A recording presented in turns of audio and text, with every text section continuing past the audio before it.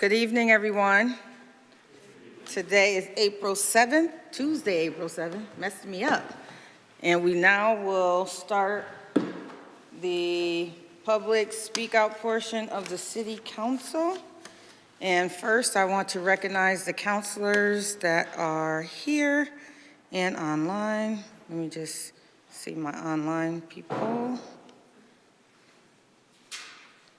Thank Councilor Martin, Councilor Govan, Councilor Walsh, Councilor Delgado, Councilor Click Bruce. I know Councilor Hurst is on the way, so thank you all for joining us. This is a regular part of the City Council meeting. I'm just going to reiterate that. Councilor should try to be here. Councilor Fenton is away on business. He did let me know that, but we hope councilors will make public speak out. All right, so the first person on the agenda is Marguerite Foster Franklin.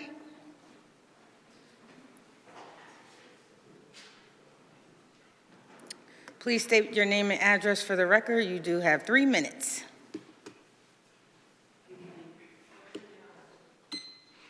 Okay, this should be an on and off word on here. I'm sorry.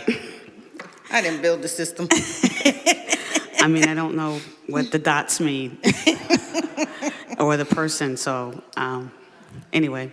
My name is Margaret Foster Franklin. I live at 185 Thompson Street, obviously in Springfield. I'm here to talk about 2 points, and I hope I can. One of them is the fact that I feel that we elected every city council person who is here, and I feel that in order for you to serve the city, that you need to be present. You should not be online.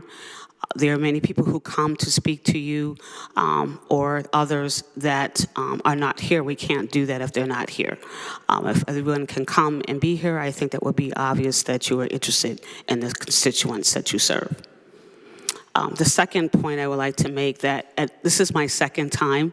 I was very, very nervous my first time coming to speak out, but unfortunately I was saddened because while I was speaking, there were 2 city council members who were having a conversation, and it obviously was very joyful because they were laughing and talking, and it stopped me a couple of times to even speak because I felt I wasn't being honored as well as being present, and I thought it was very disrespectful that I found that city council members are here to listen, but they obviously were not listening or were not concerned about what I had to say because they were too busy talking to each other.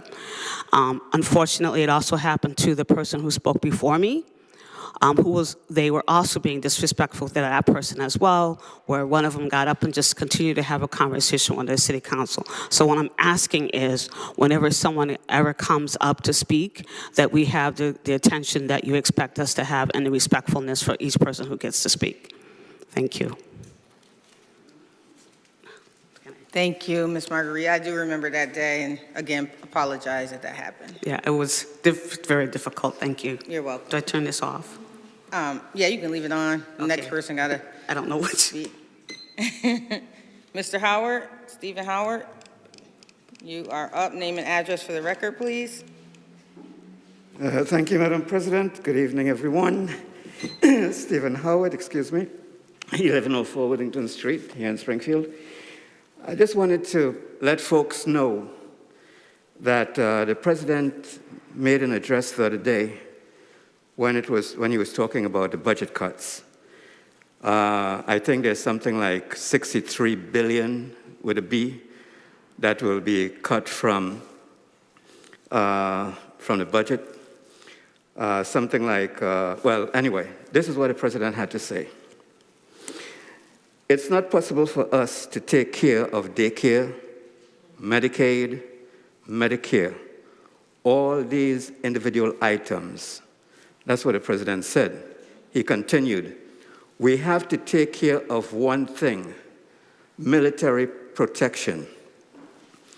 Now, to actually go and cut the budget, in one case it's $63 billion, then HUD is going to realize, first off, they cut HUD's budget by 1/3, And about a month ago, the person in charge of HUD, the secretary, while testifying on Capitol Hill, said that they intend to cut 50%, 51% of HUD's budget. 51%. Anybody here, imagine getting a 51% cut in your salary. What does that do to your family? Then HHS is going to see a drastic cut. What's that going to do for this city, right? And I hope I don't run out of time, but Springfield officials are working to balance the budget without using stabilization reserves, keeping departments lean. Nearby West Springfield restored some positions, but still face reductions of 25 full-time equivalent FTE roles and cut $3 million to create a level-funded budget impacting transportation and contracted services. Now, I could run off a whole bunch of different billions of dollars that will be cut across the board. So now, if the president who ran saying that he will not engage in war is now engaging in a war and is saying that if Iran doesn't cede to his demands, he's going to blow up all bridges and energy and send them back into the Stone Age. And we're going to be part of the reason why, who will be the beneficiaries of this cut. What's going to happen to the city budget? Thank you. Thank you, Madam Chair. Thank you, Mr. Howard. Next, we have Desiree Williams. Name and address for the record. Phyllis, are you speaking with Desiree? You here for moral support?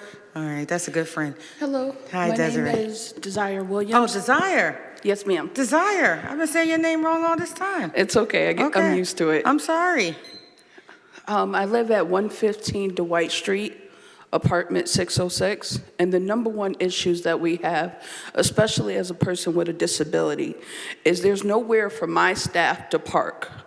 By the time, we do have parking with the building I live with, but they're stingy on it. There's nowhere for our to park. There's nowhere for my staff to come. If I need medication, there's no way they can come and safely park without getting a $50 to $60 fine. There's nowhere for me to safely get out of their vehicles when I'm going grocery shopping or taking care of business that I need to get out of. As I'm exiting the cars, there's cars speeding past me, and they're not a good distance. They're smidges to the door. And I'm afraid that it's going to get to a point where either I end up either dead or in the hospital, and I feel like the city won't do anything until there's a massive lawsuit hitting their way. The crosswalk, when we line up to use the crosswalk, I have cars speeding past me as I'm walking across the crosswalk. That is not working. Yes, there are some officers at the miniature police station that do help, but the rest of them sit there like, that's not my job. Or we're in there discussing business, but they don't come out and help. The only few officers that do is like Officer Sanchez and a few of his friends that actually come out and check on the community, make sure we're actually doing what we're supposed to be doing. And it's very frustrating to see, as a person with a disability, to have my staff have to drive around the block 3 to 4 times, and she can't even stay to help me be an actual proper adult, like come help me fold up, do my laundry, clean my apartment, show me how to be an adult. And I'm constantly frustrated because I have to beg or cry for something to happen. And I'm afraid when I cross that street, it takes one stupid driver and I end up either hurt or dead, not until I'm ready to give out a class action lawsuit for disability abuse, or I'm dead and that's it. That's the end of my line. But because I followed the rules There's no accommodations. It's pretty of what you did to the street. You made bigger sidewalks. I appreciate that. But what I don't appreciate is that drivers can zip by me like with no care in the world. A police officer see it and they just sit there and be like, call the cops. And I'm looking at him, what is your whole position? Aren't you a police officer? I'm asking them, I'm asking you to put in speed bumps. It will piss off a lot of the drivers, but it will give me a sense of mind. When I step out, I can be safe. Thank you. Thank you, Desire. We definitely appreciate you coming and letting us know about that going on. Delise Davis? Delise Davis? Okay, Charles Stokes, and just want to welcome Councilor Davila, who is on virtual. Charles Stokes will also be presenting virtually as well. Mr. Stokes, you have the floor. Name and address for the record, and you have 3 minutes to speak. Charles Stokes, 6 Tyrone Street, Springfield, Mass. Thank you, Madam President, for allowing me to come on and speak about 3 important issues that I think needs to be addressed by the Public Safety Committee. As you guys know, that I have been helping Sandra Medrano, a 24-year-old African Latino woman who called the police for help around domestic violence. They came out to the house and said there was no probable cause for arrest. On advice from a therapist, she went to the Springfield Police Department to speak to the shift commander, and then she was arrested. On March 25th of this year, her case was dismissed. And so I'm asking the City Council to have a public safety meeting on what is the protocol from the Springfield Police Department once a civilian comes and asks for a shift commander. The second issue that I think needs to be addressed is the Springfield Police Department and what happened with Captain Toledo and Deputy Martin. Captain Toledo turned in his gun, and then 6 other police officers followed suit. And they claiming PTSD. The question is, how many other police officers are on the police force with their service weapons with PTSD that is in our communities doing the work that they are doing in our community? How does that translate? And I think this should be a public safety hearing, because when these police officers are having internal warfare and then they're out in our communities, when the Latinos look at the African American, is he having a problem with his supervisor? How does that relate to our community? And the same with the African American police who deal in the Latino community. This is a very serious issue. And the third issue that I think needs to be addressed is, how are we dealing with the crisis team dealing with people with mental health issues? There are people that are being treated unfairly by the Springfield police in some cases when they're going to deal with the mental health. The crisis here in our city is ineffective. They don't have a proper data to deal with the people with mental health issues. And I think that these issues need to be addressed by the public safety. I understand, as you said earlier, Madam President, that these are not issues that we want to address, but it needs to be addressed. And finally, our city has paid out millions of dollars in police abuse cases. We still have a consent decree placed on us, and it's not getting any better from the Springfield Police Department and their protocols. And so these issues are tantamount to the safety of our constituents here in the city of Springfield. And I think that the public safety hearing on this matter, Mr. Jerry Martin, condolences about your dad. Forgive me for being late with that. I understand what you've been going through, but these issues are very important, and I would like the city council, particularly with the Sandra Medrano case, Stephanie Medrano, her case was dismissed. I've been dealing with this system for years.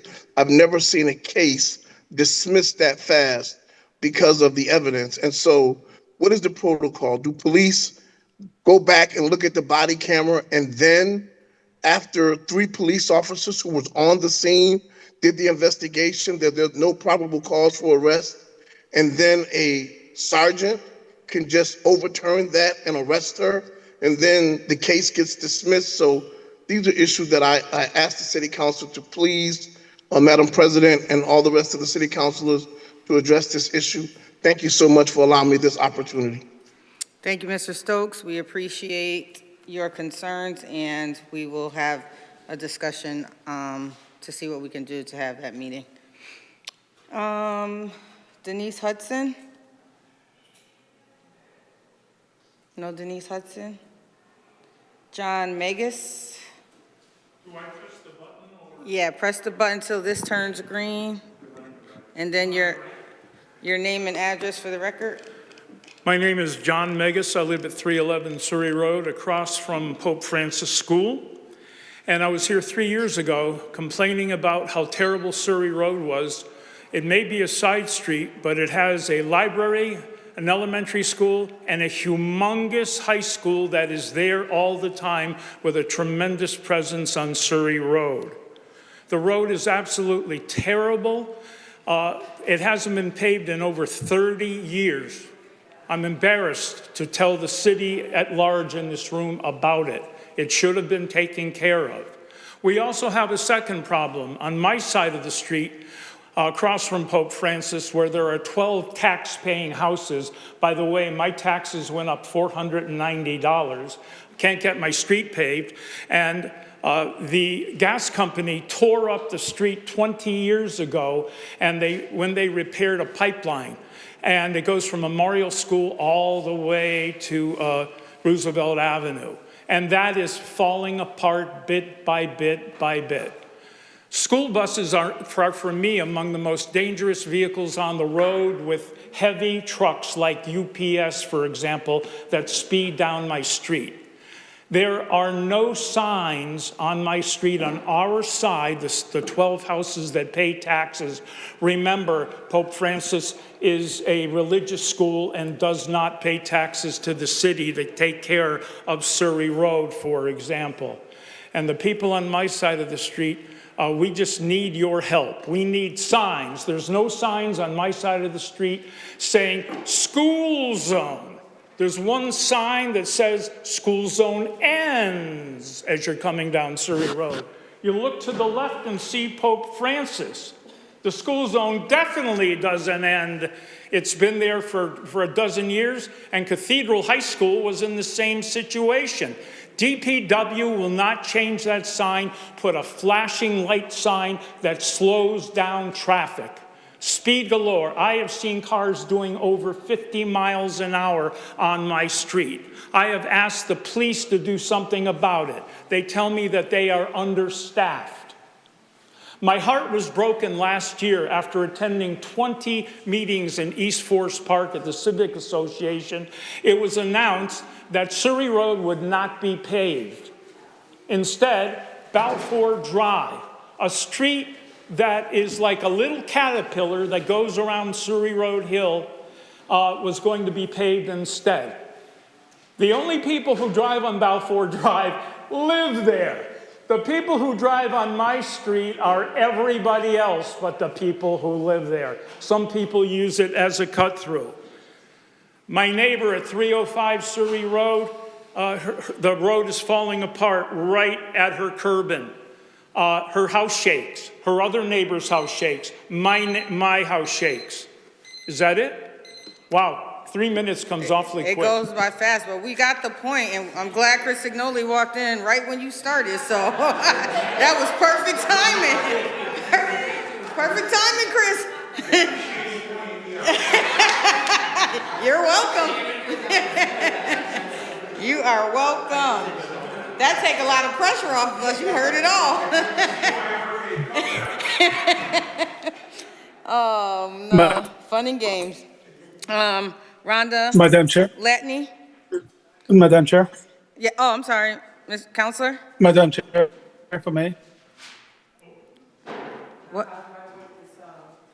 Yeah, I'm sorry, Councilor Counselor Dodd, I just Dodwood. wanted Did you want to say something? To the Can you turn resident the who volume spoke. up a Can you little hear me? bit? Focus.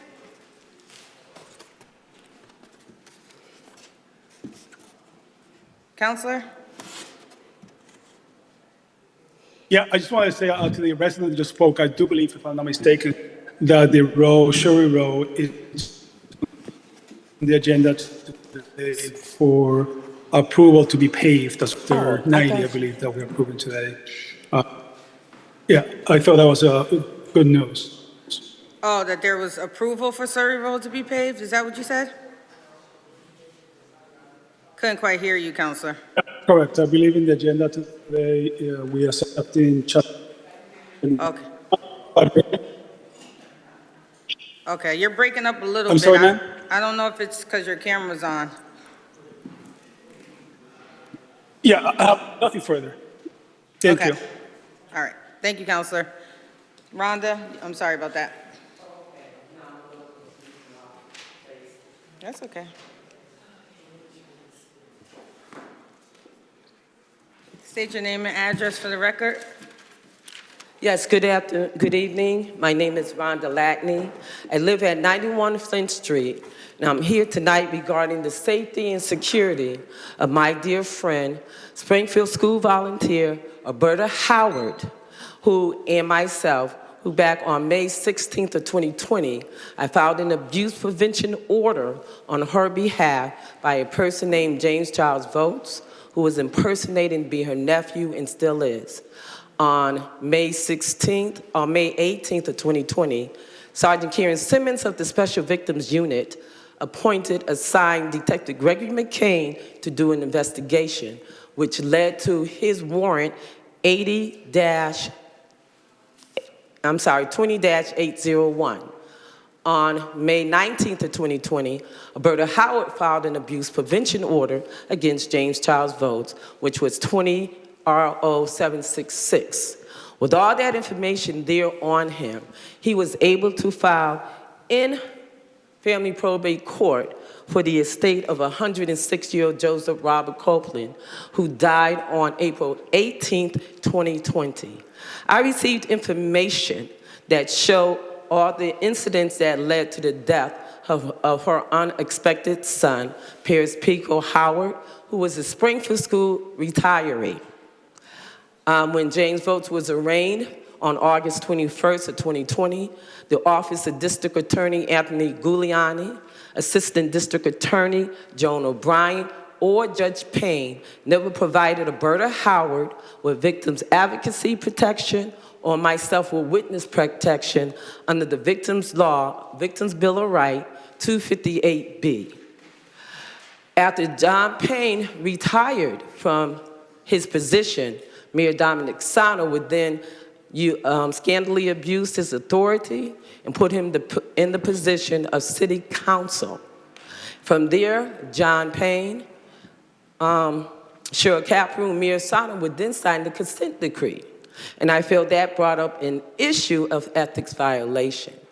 James Votes has never been prosecuted, and because of the Springfield Police Department refusing to do an investigation of these murders, this is a loophole in our criminal justice system. As long as he's not found guilty, then there is no crime. This man is still in their property at 136 Valley Road. He still owns all of their properties, and he got that through the Family District Court by impersonating to be the cousin of Paris Howard. On the death certificate of Paris Howard, James Votes is listed as a friend, and I know personally that James Votes is no relation to these people. I've been coming to you for the past 6 years on this matter, and we're still here, and no investigation is being done. Here you have the pictures of two elderly persons that are centennials, and I hope the listening audience would look online and see how the city of Springfield never recognized 106-year-old Joseph Robert Copeland, although he's a centenarian, or Alberta Howard, who's your Springfield school volunteer and who never recognized her 107th, 108th birthday, or when she passed. Here I have a picture of her burial, and in this picture is Henderson, Pastor Stephen Williams, and Elder Davies of the Shiloh Seventh-day Adventist Church. I've been asking Mayor Sano for 6 years to look into this and nothing. But after Berta Howard's body stayed in Henderson Funeral Home for 108 days, she was buried on June 13th of 2022, Mayor Dominic Sano all of a sudden would meet with the pastor of the same pastor that's responsible for her burial. So I'm hearing and looking at all this about safety, public and security, RDC3 meetings I've been going to. A number of people in this office knows about it. No one has done nothing. And this is the crime here within the city of Springfield. Registry of Probate, Rosemary Sacramento, who's running again for office, was over all the cases in family probate court and knows very well of it. I have here documentation of the crime that is plaguing this city. I have spoken and tried to meet with Mr. Cook, where all these incidents took place in Ward 5. He has not returned my call. He has not spoken to me. I'm not making this up. All my listening audience have to do is Google these people and ask them what is going here in the city of Springfield regarding these elders. And so here is a documentation, partial documentation of the cases and everything that we have collected Wayman Rainey for the past 6 years, and nothing has been done. So I'm asking, how do we get an investigation into this murder by James Charles Votes, who's walking free, and all these people that knows about this, and nobody is saying nothing or doing anything? I hear all this talk about safety and security, but when this crime happened, it was happening during the consent decree. And for Judge John Payne to be a city solicitor and find out about that, there's no crime in the city. And you know I've been coming to these C3 meetings. So all I want to know from Mr. LeVar Cook, what do I have to do to get the Springfield Police to look into this investigation? Because I filed that elderly abuse complaint on behalf of Berta Howard. Your time is up, Ms. Latney, and we do got to start at 6:30, but we have one more speaker. Okay, so I I don't didn't mean hear to the buzzer cut go you off. off. That's LeVar Click Bruce. Click Bruce? Yes, just want to make sure Okay. you address him appropriately. He's Counselor Click Bruce in the chambers, and So I can speak to him about trying to get an investigation to this, because I'm a witness and I didn't get victims advocacy protection. I mean, and I that- can prove this. you can certainly have a conversation with him, and he will tell you the role of a city Okay. council and what we can and cannot Okay. do. Okay, thank you. Thank you. So now we have Naima Rodriguez. Yes, a student. Give her a round of applause. Springfield Public School student and granddaughter of Counselor Zeta Govan, and she is putting on her advocacy hat for us today. We are super proud of you, Naima. Please state your name and address for the record, and then you can proceed with your public speak out. I was prepared. I have it on my paper. Okay, I bet you do. You're your grandmother's granddaughter. Hello, my name is Naima Rodriguez, and I live on 1042 Berkshire Avenue.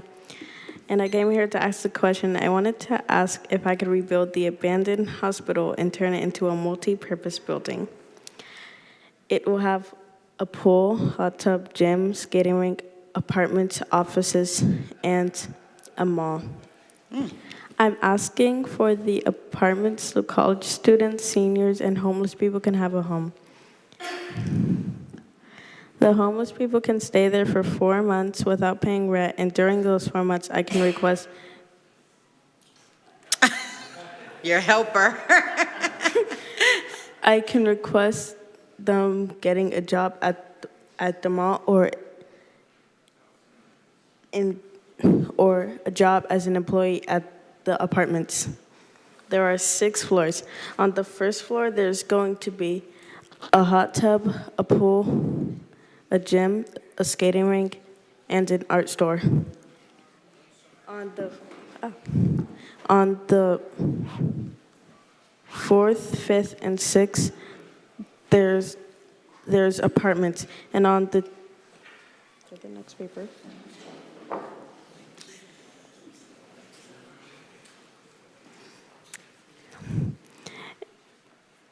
And the two other buildings, wait, and the other building, more apartments for the employees. That way they won't have to drive a long way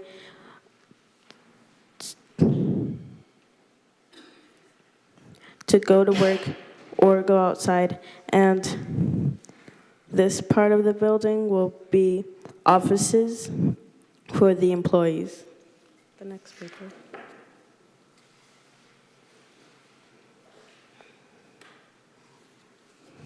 This is what it's going to look like. The pool will be close to the hot tub. The gym will have treadmills, weights, bouncy balls, and bicycles. The skating rink will look like any other skating rink. The art store will have tables to make art pieces and a table to show the art. The first floor of the mall will be a food court, and the second floor will have stores like Hot Topic and GameStop. GameStop. There will be apartments on 3 floors. The apartment rooms will have a bedroom, a bathroom, a kitchen, and the ones living there will be able to decorate it however they would like. The office spaces will have box-like walls, so it's a private office space. The apartments for the employees will look the same as the apartments for people who aren't employees. I'm estimating that it will cost over $5 million. That's all I wanted to say. That was right on time. Naima, before you leave, what hospital are you talking about? I don't know the name. Vibra? She does, though. You know the name. Vibra Hospital? So she has a great plan for Vibra Hospital counselors. Thank you for your courage. That was fantastic. I'm gonna give counselors 1 minute if they want to give a response. You brought your entourage? Are you all here for Naima? Oh, no, you're here for something else? Okay, well, thank you for coming. Counselors, if you want to say one quick response before we open our regular city council meeting on Naima's courage. Counselor Govan? Thank you very much. This came about because we drive down State Street all the time, and one day she asked me, "What's that?" I said, "Oh, that's, an old abandoned hospital." I actually worked there in high school when it was called Municipal Hospital, and I told her it was abandoned, and she said, "Oh, we could make this out of it." And she's been talking about it for a long time, and I said, "Well, why don't you, present it? You could present it to the state rep, you could present it to city council, and here we are." So she just needs $5 million. $5 million. Thank you, Counselor. Thank you, Phil, for being her assistant. You did a great job. But Naima, great job. This is how we get the students started. How old is Naima? 10 years old. So community, if a 10-year-old can get up and advocate and speak for what they want, so can all of us. So thank you for being an example, Naima. We appreciate you. Come back anytime, okay? All right, thank you. All right, so we are not going to take a break because it is 6:33. We are a bit late. Do you all need a break? No? Okay. Hi, Gladys. Our clerk made it so we can really get started. She was waiting for us. Give her a minute to settle down. Oh, I got to change mine.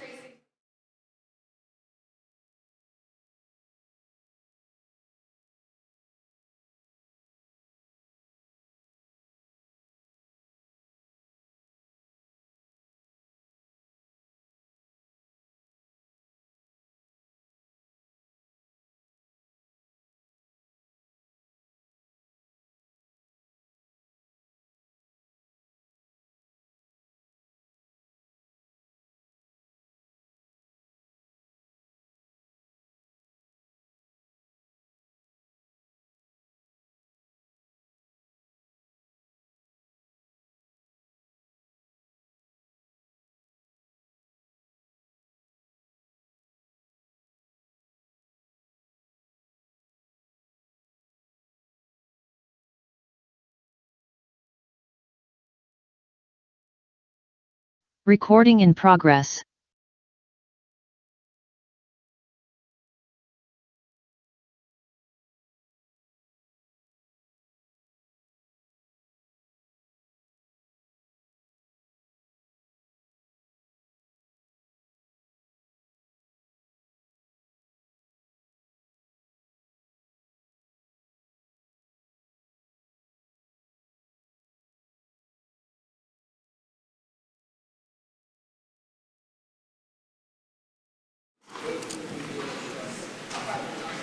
All set? Okay.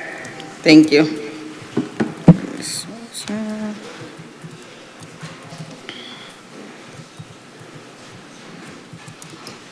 The time is now 6:35 on Tuesday, April 7th, and we will now start our regular meeting of the City Council. Will city councilors and their guests please stand for a moment of silence? Oh, am I doing roll call first, guys? Wait a minute. Should I do roll call first? Huh? Oh, we're all standing? All right, okay, moment of silence.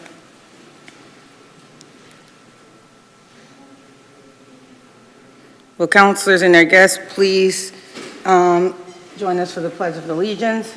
I pledge allegiance to the flag of the United States of America and to the republic for which it stands, one nation, under God, indivisible, with liberty and justice for all. Madam Clerk, will you please call the roll of the City Council? Councilor Santinello. Absent. Present. Councilor Martin. Present. Present. Councilor Perez. Present. Present. Councilor Brown. Absent. Councilor Govan. Present. Present. Councilor Hurst. Present. Present. Councilor Walsh. Present. Present. Councilor Davila. Present. Present. Councilor Fenton. Absent. Councilor Delgado. Present. Present. Councilor Click Bruce. Present. Present. Councilor Edwards. Present. Present. Councilor Whitfield. Present. Thank you. Are there any reports of committee from councilors? Councilor Martin, followed by Councilor Govan. Good afternoon, councilors. Be happy to report that we had our first public safety subcommittee meeting about an hour ago regarding, some concerns over the sheriff's budget cuts, losing potential sheriff officers at Forest Park and Union Station, and what we here in the city of Springfield can do to help compensate that and to address those problems. SPD seems to be well on top of it, as well as Director Ash in terms of Forest Park. I am waiting to hear back from Deputy Martin to talk to Lieutenant Elliott regarding potential state police partnerships. I'd also like to address, I'm not sure if this would be the correct time to bring this up, but as the school committee liaison, I do plan on having a meeting regarding item 10 on the agenda, but with some discrepancy maybe on my end and some misunderstanding on maybe some open meeting laws. I'm only limited to one school committee person, so that was unbeknownst to me, so it kind of delayed that the progress. But I do plan on holding a meeting with that with the vice chairwoman, Latonia Naylor. I sent an email out to her this morning to address that, so I do ask when that comes up to be put back into committee. I'll be filing a motion to put that back into committee, so we can get some more information on that as the council and address that properly. So thank you. Thank you. Councilor Martin, Councilor Govan. Thank you, Madam President. And we did have a finance subcommittee meeting regarding the topic that Councilor Martin is speaking about today. It was on March 18th. Councilors in present were Victor Davila, Tracy Whitfield, Jerry Martin, and Maria Perez. And we did come to the conclusion that it would be a good idea to have more conversations about this with the school committee, as they are the ones that are initiating the contract and following through with it. So I'm looking forward to sending this back to committee, probably so that we can iron out some more details, and hopefully Councilor Martin would have a meeting with the school committee and we can all get on the same page. Thank you, Madam. Well, I'm not sure, I have a second subcommittee meeting. We did have a budget review and fiscal accountability committee meeting last Tuesday, and the members of the committee were present, as was Madam President, and we're planning on meeting every 2 weeks to continue our task that we have with this subcommittee. Thank you, Madam President. Thank you, Counselor Govan, and thank you for your leadership with the special committees, and we will introduce them to the public at a future meeting, so thank you for that. Counselor Davila, I see your hand. Thank you, Madam Chair. The Environmental Committee met last month to discuss the pothole situation as it relates to the environment. As we learned, potholes do affect the environment by collecting dirty water that contains oils and other chemicals that leak out of the cars. Also, we discussed the plan for the city moving forward to fix the pothole situation in the city. I do believe the city has allocated either $38,000 or $40,000. They have already begun doing pothole repairs. Going to be through the whole season. On Sumner Avenue, some of the potholes are already fixed, but this is a slower work in progress. And so the city is on top of that. President, word yourself, Madam President, Councilor Hurst, Councilor Fenton, Councilor Santinello, and myself. Thank you, Madam President. Thank you, Counselor Davila. Counselor Delgado, Counselor Click Bruce, followed by Counselor Delgado. Thank you, Madam President. We had a maintenance and development meeting on April 2nd, and in attendance was myself, Counselor President Whitfield, Counselor Fenton was also present as well. And I picked up a discussion regarding the pedestrian safety in our schools with our school children crossing, particularly in front of schools and near schools, I should say. And this was a conversation initiated a while back by Walk Bike Springfield, Betsy Johnson and her crew. And we also have we had a school committee, the school department in presence, Rick and Chris Coleman from the school department. So they're always going to be in favor of improving safety with our schools. So this discussion is going to be continued. I'm going to look to work with you, Counselor Martin, with public safety, and also being the person who can schedule a meeting between us and the school committee to have a further discussion. So this is going to be an ongoing discussion to look to get speed hump signage and a whole bunch of items that they have recognized in our city. Chris Ignoli was also in the meeting. It was wonderful with providing feedback and input regarding discussion. So again, this is going to be an ongoing discussion, and we're going to look to again improve our safety with our children and also the crossing guards as well. We want to make sure they're safe. So those are our updates for that. And then on April the 3rd, we had another maintenance and development meeting regarding the food trucks. We'll have a further discussion on that. And the only counselor who showed up for that was myself. So I did have a report from Maria Perez, Counselor Perez, excuse me. She was ill, but she did call to let me know what she would like to see in the resolution. Also, Counselor Govan presented something that I did have a conversation with Counselor Delgado as well. So hopefully we'll get a discussion and we'll take it up from there actually. So those are my reports regarding maintenance development. Just tell me how many subcommittee meetings you had on that item, if you can recall. Counselor President, I want to say we had about at least three to four. Yeah, I think it was like 4.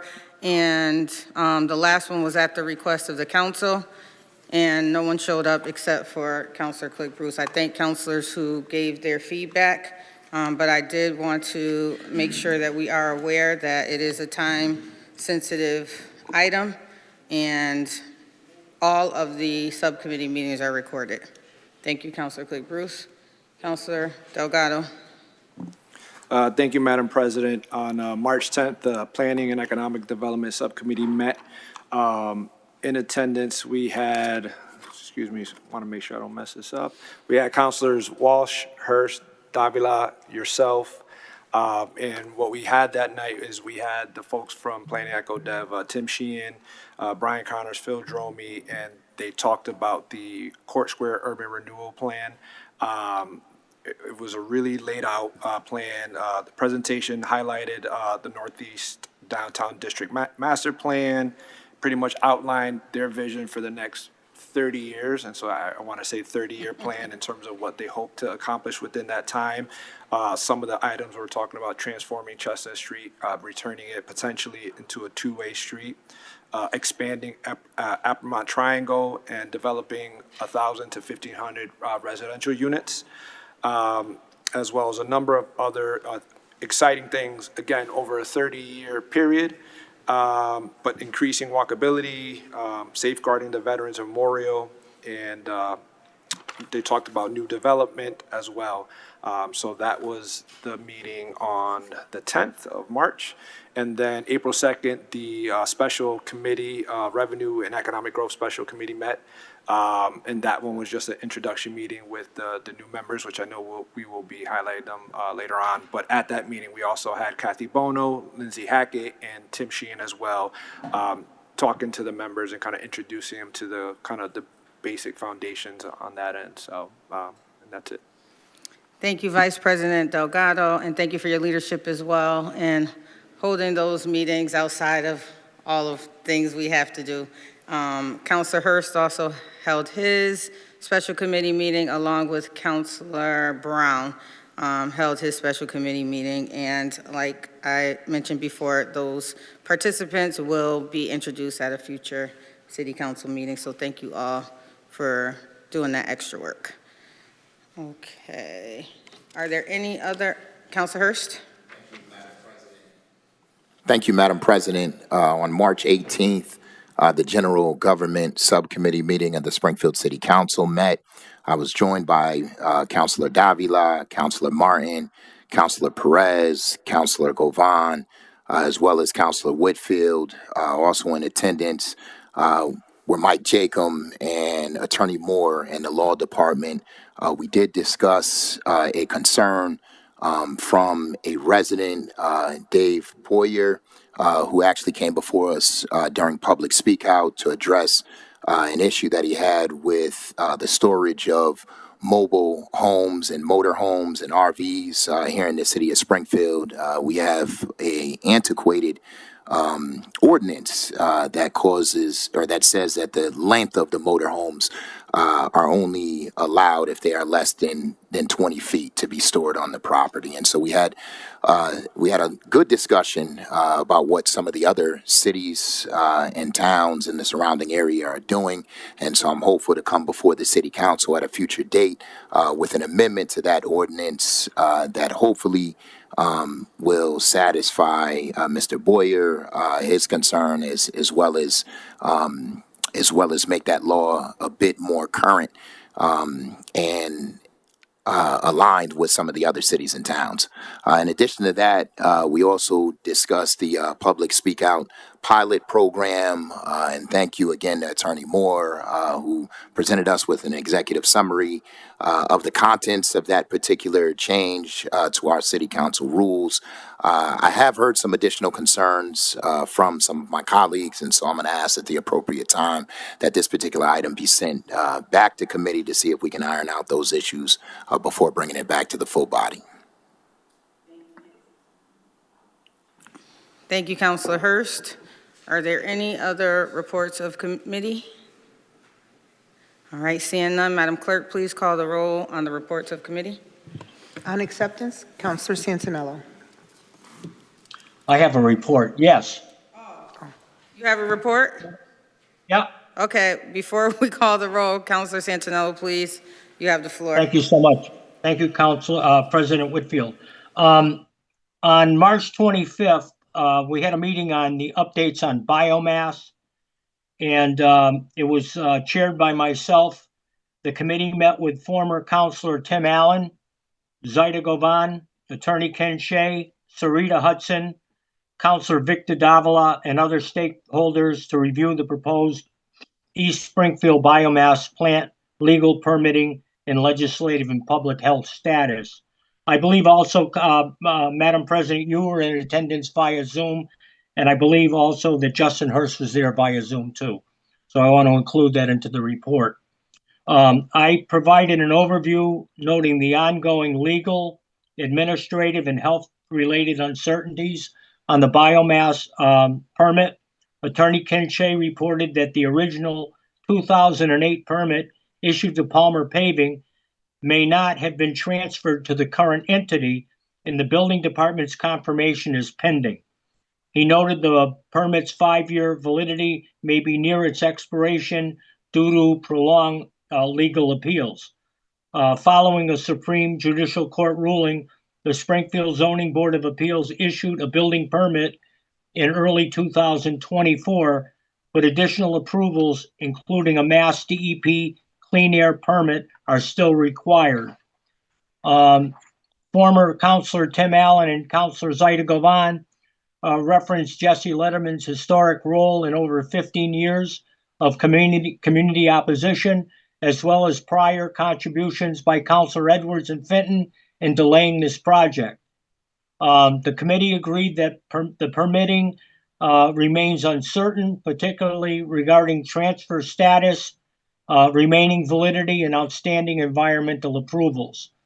Outstanding questions include whether the new entity has applied for a permit transfer, the remaining duration of the permit, the developer's plans, legislative outcomes, and whether a health impact assessment will be conducted.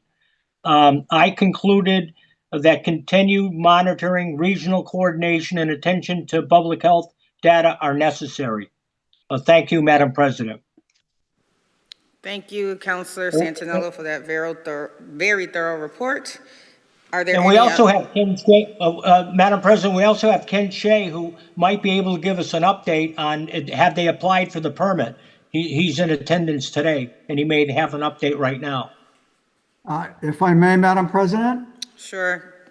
Attorney Shea. Thank you.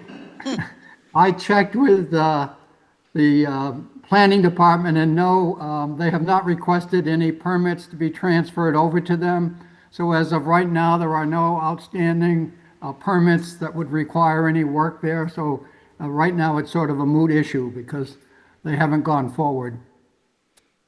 Thank you, Attorney Shea, for that information. Is there any other reports of committee? Seeing none, Madam Clerk, please call the roll. On acceptance, Councilor Santinello. Councilor Santinello? Yes. Yes, Councilor Martin. Yes. Yes, Councilor Perez. Yes. Yes, Councilor Brown. Absent, Councilor Govan. Yes. Yes, Councilor Walsh. Yes. Yes, Councilor Hurst. Yes. Yes, Councilor Davila. Yes. Yes, Councilor Fenton. Absent, Councilor Delgado. Yes. Yes, Councilor Click Bruce. Yes. Yes, Councilor Edwards. Yes. Yes, Councilor Whitfield. Yes. The vote is approved. Madam Clerk, please call the first item on the agenda.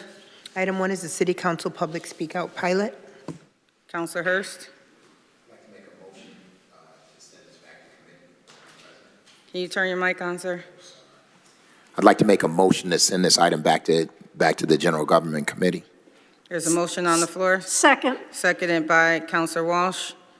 Any discussion on the motion? Seeing none, Madam Clerk, please call the roll. On the vote to committee, Councilor Santinello. Yes. Yes, Councilor Martin. Yes. Yes, Councilor Perez. Yes. Yes, Councilor Brown. Absent, Councilor Govan.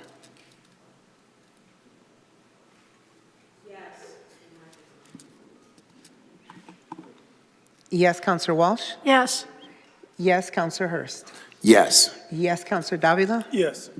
Yes, Councilor Fenton. Absent, Councilor Delgado. Yes. Yes, Councilor Click Bruce. Yes. Yes, Councilor Edwards. Yes. Yes, Councilor Whitfield. Yes, motion is approved. Madam Clerk, please call the next item on the agenda. Item 2 is the February Revenue versus Expenditure Report.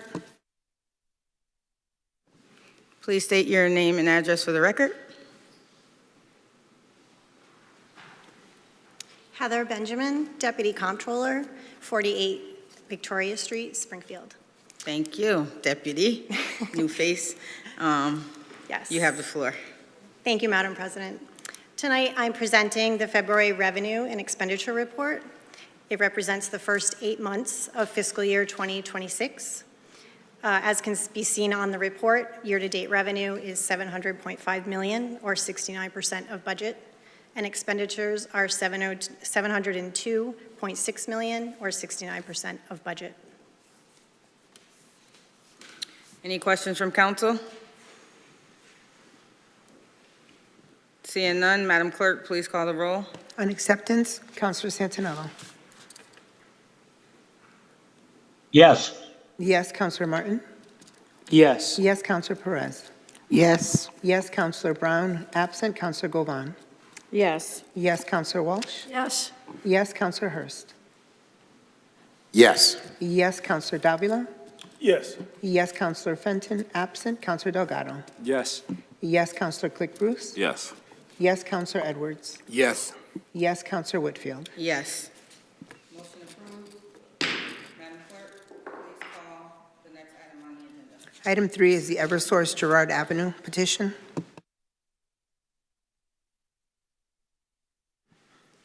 Please state your name and address for the record. Good evening, councilors. Chris Signoli, DPW Director, Bennington Street, Springfield. You just called one item, correct? Thank you. The first petition in front of the council tonight is Eversource Electric on Girard Avenue. It is in relation to the Girard Circle Apartments, power increase for the facility there, installation of about 500 feet of new duct bank and new manholes to support the power required for the facility. Thank you, Mr. Signoli. Are there any questions or comments from councilors? Seeing none, Madam Clerk, please call the roll. On approval, Councilor Santinello.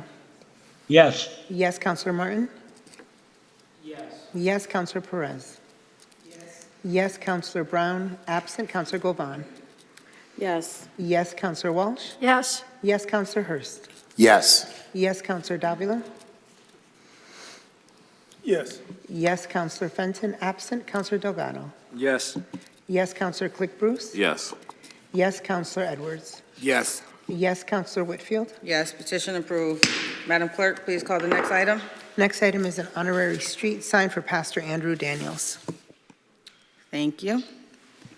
Good evening, councilors. Chris Signoli. The honorary street sign on Dwight Street went through the Traffic Commission and was approved for Pastor, make sure I get this right, Pastor Andrew Daniels, and it will be located on Dwight Street. Thank you. Any questions? Councilor Click Bruce? Yeah, we do have, thank you, Madam President. We do have the family of Pastor Andrew Daniels in the audience, in the chambers, excuse me. And I'd like to call up Sabrina Brantley. I know Pastor Daniels also here as well. Yes, if the family could come to the podium, and Pastor Daniels, can you please stand? Yeah, he's here. Oh, he's Yeah. 94. Yeah. Okay, he doesn't have to stand. You don't have to stand. Yeah. Pastor Dan, well, look at him, 94 is 94. standing. Yes, Pastor Daniels. Let's hear from the pastor first, so he can have a seat. Okay, you can. We don't want to keep him standing, but Pastor Daniels, if you want to say a few words to us. I'm going to speak on his behalf. Okay. Okay, you can sit. Thank you, Pastor Daniels. Good evening, city council members and community leaders. Thank you for giving me this opportunity to speak today. I'm here to respectfully request an honorary street sign in recognition of Pastor Andrew Daniels, a man whose life, leadership, and ministry transformed this community for generations. Pastor Daniels moved to this city in 1954, and in 1963, he began his pastoral journey. He founded Daniels New Bethel Church for 62 years. This church has been a place of worship, guidance, and support, and spiritual covering for countless families. In 1980, Pastor Daniels led the church to his home on Dwight Street, where it is still now stood for 45 years. That church became more than a location. It became a beacon of hope for the neighborhood. During the most challenging seasons of gang violence, when and uncertainty affected everyday lives, Daniels New Bethel Church stood firm. Pastor Daniels ensured the doors were always open. He offered a place of peace, direction, and safety. The church served as a stabilizing force when the community needed it most. Young people, families, neighbors found comfort, strength, and protection within those walls because of his leadership. Pastor Daniels' influence reached far beyond his own congregation. His teachings and mentorship helped birth several ministries that continue to serve communities: Harvest Fellowship, Shiloh Church, Power Gospel, Victory Temple, In Motion, and Lighthouse, just to name a few. These churches are living branches of his legacy, ministries that carry forward the values, compassion, and spiritual foundation he has established. One of Pastor Daniel's favorite scriptures is Romans 12:21. Be not overcome of evil, but overcome evil with good. This verse defined his life and ministry.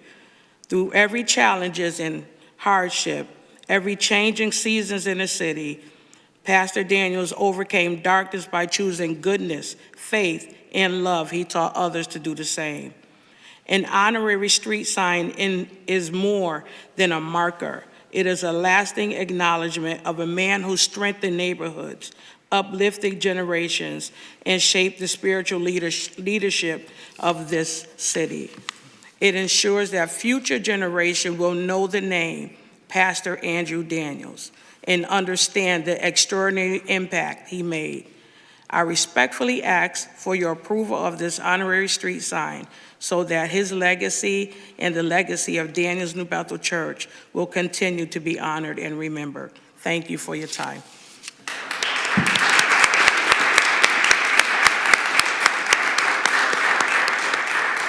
Very, very well said, very well spoken. I always Thank you. heard of Daniel New Bethel Church because going to Macedonia was like Yes. sister church. Yes. And so I'm pretty sure that I've seen them preach in my growing up, and that is so wonderful. Thank you. I'm honored to support, but I need to open it up to the counselors. Thank you, Madam President. It's just, it just means a lot because all of the years that he put into this community, Yes. everybody knows that name. Yes. Everybody know, and I didn't even know all of those other churches came birthed from his leadership. Yes. So that is also amazing. Thank you. Counselor Click Bruce. Yeah, so thank you, Madam President. So Sabrina has been a staunch advocate for her grandfather to make sure this happened. She would hit me up like every single day. Also want to recognize the counselor for the area, Maria Perez. I know she'll have words, but she was also helpful in making sure this got done. But the Daniels family is I really don't have any words. You all really represent the city of Springfield in a positive light, and it will behoove us not to do something special for this young man. He's always dressed to a T. He represents very well, and he's just a great man. I haven't heard anybody say a bad thing about Pastor Andrew Daniels, and his daughters are phenomenal. His children are phenomenal, and they're just phenomenal people. And we really look forward to. I look forward to supporting this, and I truly thank you, Sabrina, for even having the wherewithal to do this, and taking the courage to step out on faith and making sure this happens for your grandfather. Thank you, Councilman. Thank you, Madam President. Thank you, Counselor Click Bruce. Any other comments? Counselor Perez. Wow, brings memories. I want to thank the Daniel family, specifically Pastor Daniel back in the 80s, the late Barbara Rivera. Back then we didn't have no mental health. And Pastor Daniel was the mental health of that community when we were going through the abuse of the police brutality and the gang issues that we had in the north end. Your doors was always open. Even with the fires back in the 1980s, let's speak about the fires that happened in the north end with two-child parish, and you guys opened that church at that time of night to welcome the family that was in the fire. I am in 150% of this because that's history. This is not history. I don't know what is history. Yeah, thank you. Having and leaving this with Pastor Daniel and the late Barbara Rivera. From my heart, thank you for all the services that you have provided for so many years in the city of the North End. Thank you so Council. much. Thank you. Thank you, Councilor Perez. Any other comments? All right, Councilor Hurst. First of all, I want to thank Councilor Click Bruce as well as Councilor Perez for spearheading this. Certainly well-deserved, and I'm hopeful that you all will add me as a co-sponsor to this petition. It's not often that we get things to celebrate about here in the City Council. Normally, we get a lot of fastballs, but very rarely do we get softballs. And so this one, I'm sure, will be supported unanimously. It's easy to support this particular petition. And so, we thank you for your service. We thank you for, giving everything that you had back to the community here in Springfield and impacting so many lives. Thank you, Councilman. Thank you, Councilor Hurst. Please add Councilor Hurst to the petition. Councilor Davila. Thank you, Madam President. I just want to make sure that I heard correctly. Did you say that the pastor is 94? He's 94. Wow. Holy Jesus. Pastor, my compliments to you, sir. I have to say that, Pastor, that's what I thought that I heard. And when I heard that, it reminded me of the passage in the Bible that I believe loosely says that the Lord rewards the just with long life. And so, my good sir, just the fact that you're 94 years old, that in and of itself is a testament of your character. Not to mention all the souls that you have led to the Lord and all the people that you have set in the right path. Pastor, it will be my honor to vote in favor of this. It's a very fitting tribute to you, to your work, to your legacy, and also something that I feel in my heart, Pastor. Rest easy, Pastor, for the work will continue. Amen. The torch will be passed, and souls will continue to be shepherded and saved. Pastor, may the Lord grant you another 94 years. May the Lord give you peace, comfort in this stage of your life, and sit back and enjoy those seeds that you have planted, sir, come to fruition.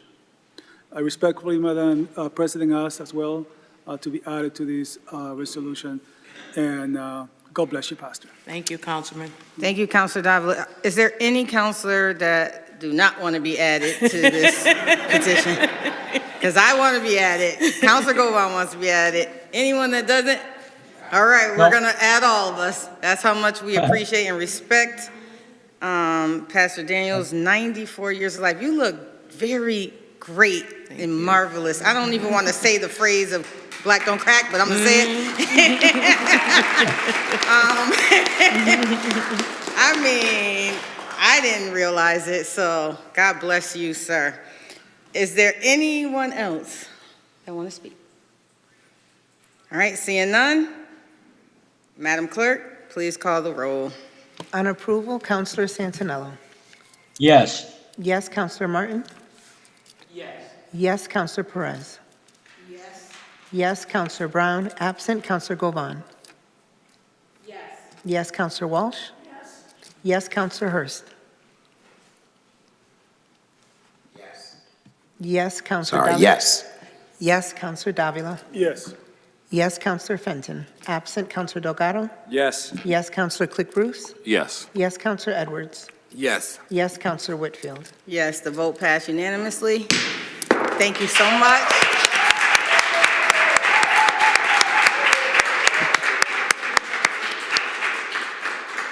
We look forward to the celebration and the name change or the name sign going up. So please keep us posted. Councilor Click Bruce, you will, and Councilor Perez, you will keep us informed on the celebration, correct?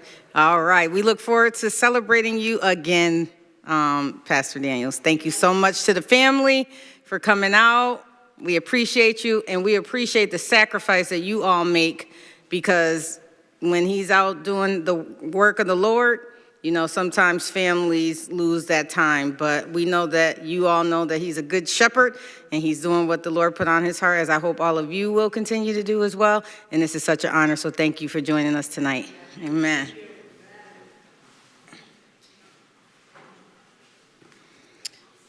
All right, Madam Clerk, please call the next item on the agenda.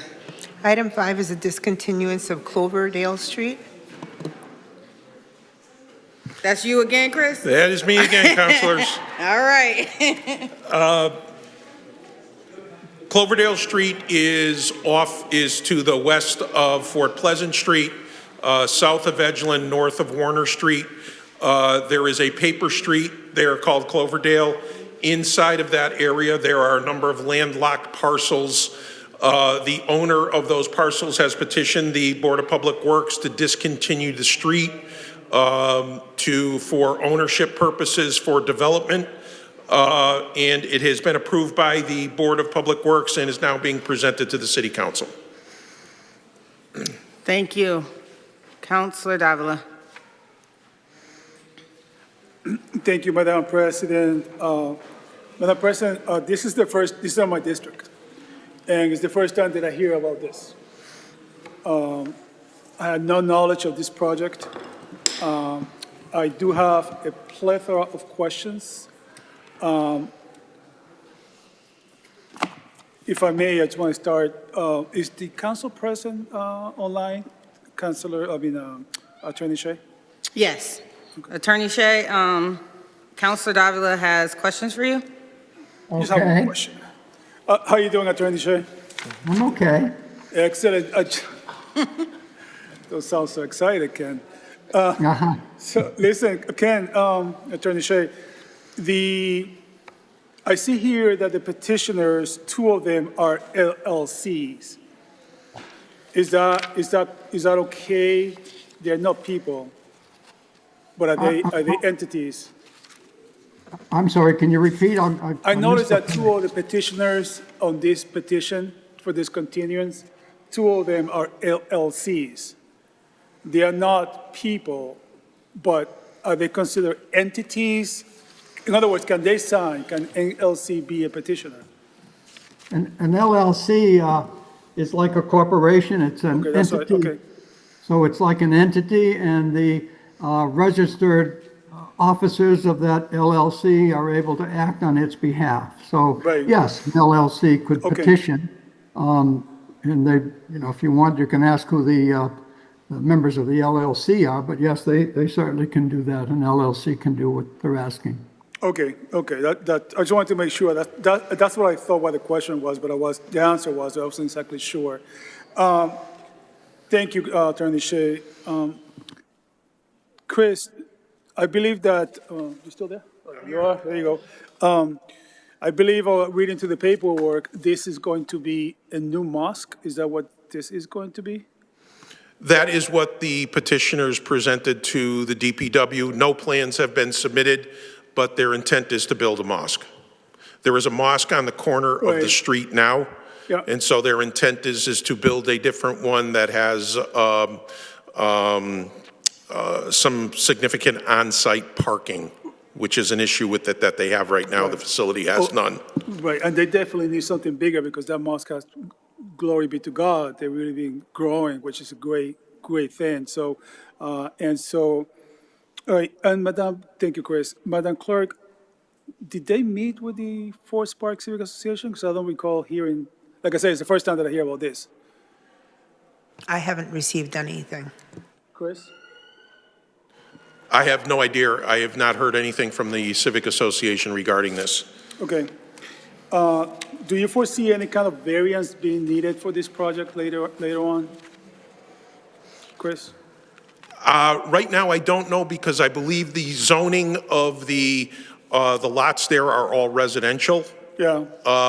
So depending upon what they are constructing, they may need a variance to construct on those lots. Off the top of my head, I'm not sure whether it's residence A or B that's there. And the budding land that they are taking as part of the discontinuance would then take that zoning as well. Madam President, I do feel more comfortable if the petitioners met with the Forest Park Civic Association first before we move forward with this. It is a needed project, of course, because they need more space. I just want to make sure that it's done, that we are dotting our I's and crossing our T's.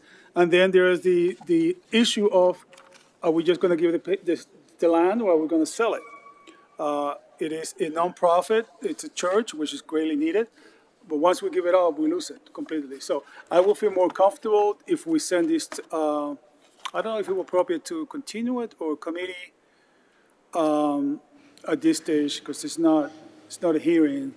Right. This can be sent So I'll to make a committee. motion that we send this to committee. General Gordon? Maintenance and Development. Okay. Counselor Davila made a motion to send this to committee. Is there a second? Second. Question? Okay, thank you. Seconded by Counselor Santinello. I'm sorry, lost my train of thought. Counselor Walsh, you have a question? Yeah, I have a question. I don't, let me just check with you, Director Signoli, but a discontinuance of a road or a street, I don't think has to go before a civic center or association before we vote on it. Has that been your experience? Yeah, technically, nothing really has to go in front of civic associations. Yeah, you know what I We mean. always request that they go in front of them simply to inform them of whether it's a development or whatever's going on to gain the support. And just think, I'm glad he whispered into my ear, the attorney for the entity is here tonight. If you would have a question for them, he'd be happy to answer it. But yet, to the best of my knowledge, it has not been in front of the Civic Association. Not required, but we always like to see it because we do want their support. When the plans, if on any development, when plans then start to get developed, I know I never want anybody to be surprised as to what's going in, how it's being built, and things of that nature. But hasn't it gone through some hoops before it gets to us? It's gone through the Board of Public Works. There were public hearings associated with that. As a matter of fact, this was done about a year ago, and it's been sitting until moving forward. So it's gone through all the normal approval procedures until it comes to the City Council. Well, But no development plans have been presented. okay. It's my opinion that the City Council should be able to vote on this, and I'm not going to support the motion to committee. Thank you, Counselor Walsh. Any other? Counselor Davila? Thank you, Madam President. Again, being consistent with my stance that even technically nothing has to go in front of the civic associations, it has been a very good practice of this council, a wise practice, I must say, to consult the people that live in the neighborhood. Again, this is my district, first time that I hear about this. I have a lot of questions, and moving forward, I don't want to be put in a position that, it's a project that may or may not fit the area. I agree that we need a new location. That's evident and it's on its face. But I feel strongly we should send this to Committee on Maintenance and Development until they meet with the Civic Association. And also consider, this is like a neighborhood there, and we are going to be now putting potentially more traffic. Similarly, we're on an issue that may or may not be heard today, number 11, where we might be redirecting traffic into a particular tight neighborhood. So I again ask that this goes to committee, maybe a month or so, by the time it comes back to us, so that we can just do our due diligence and make sure that this is done properly, because it's a project that is needed, and when something is needed, we need to make sure that we do it right the first time. Thank you, Madam President. Thank you, Counselor Hurst. Just a quick question for Chris. Chris, are they paying for this property that they will ultimately own? No, it's a transfer from city right-of-way to the abutters. Does this property have value? Right now, it is it's a right-of-way, it's just a paper street, there's no development there. There's an existing street that comes to a dead end, and then the right-of-way continues. And the only way that that would ever be extended in the future is if there was development along that right-of-way.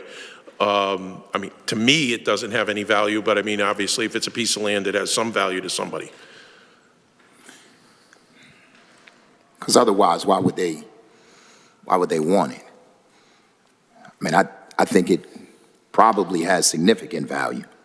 And I think it merits a discussion. So did I already second sending this to committee? Yeah. Councilor I Santinello seconded it. Oh, you seconded. Okay, I will be supporting this. Thank you. Councilor Govan. Thank you, Madam President. I'm not sure, when is the next Forest Park Civic Association meeting? Isn't it the same time every month? Councilor Davila. Through the president. I believe, yes, second Tuesday of the month. So the second Tuesday of the month. Yeah, so I believe that we're looking at May 12th. Okay, so I think I agree because we do tend to send situations like this to the neighborhood associations. So I don't see any harm in having them go to the neighborhood association and just have a conversation with them. I know we always do site visits out in Indian Orchard where we go to the site, we invite the abutters, and we just have a conversation and talk to the developer. You know, to Councilor Hurst's point, you know, I'm sure the land has value because they're going to build something on it. Of course, you know, I would love for the pilot conversation to continue being discussed so that we can have some increased revenue to the city. But I agree that we should send it so that they can go to the neighborhood association. Thank you, Madam President. Thank you, Councilor. Any other? Yes, Councilor just, Walsh? Council President, just point of information, who is the petitioning party for the discontinuance?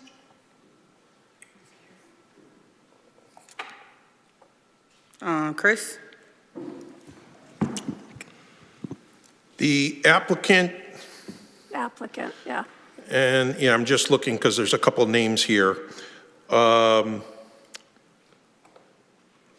The signature is under Zahid Faruqi, and the name is Spidus Salam Incorporated.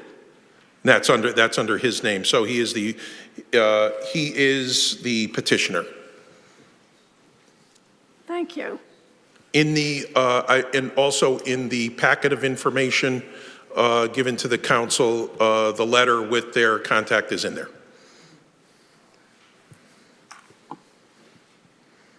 Thank you, Councilor Walsh. Any other? Councilor Davila? Thank you, Madam President. Chris, I just point of clarification. So this, Mr. Baitus, is that what you said? Faruqi. Yes. Is he a private developer or is he the imam You could probably, of the mosque? David, you could probably answer that better than I can. Yes. In other words, are you I'll let the attorney answer that, and the gentleman himself answer that. They're more knowledgeable of what their intent and development is. Just for the record? Sure, Honorable City Councilors, Madam President, Dave Bartley, Holyoke, Mass. Happy to answer any of your questions. I think the last one I heard was relative to my client and friend, Zahid Faruqi. He's a member of Bait Salam, which is a mosque currently situated at 148 Fort Pleasant Street. The locus in this particular instance is Cloverdale. Right. Cloverdale is a dead-end paper street in a thickly wooded, basically without his vision, it would be an undevelopable area.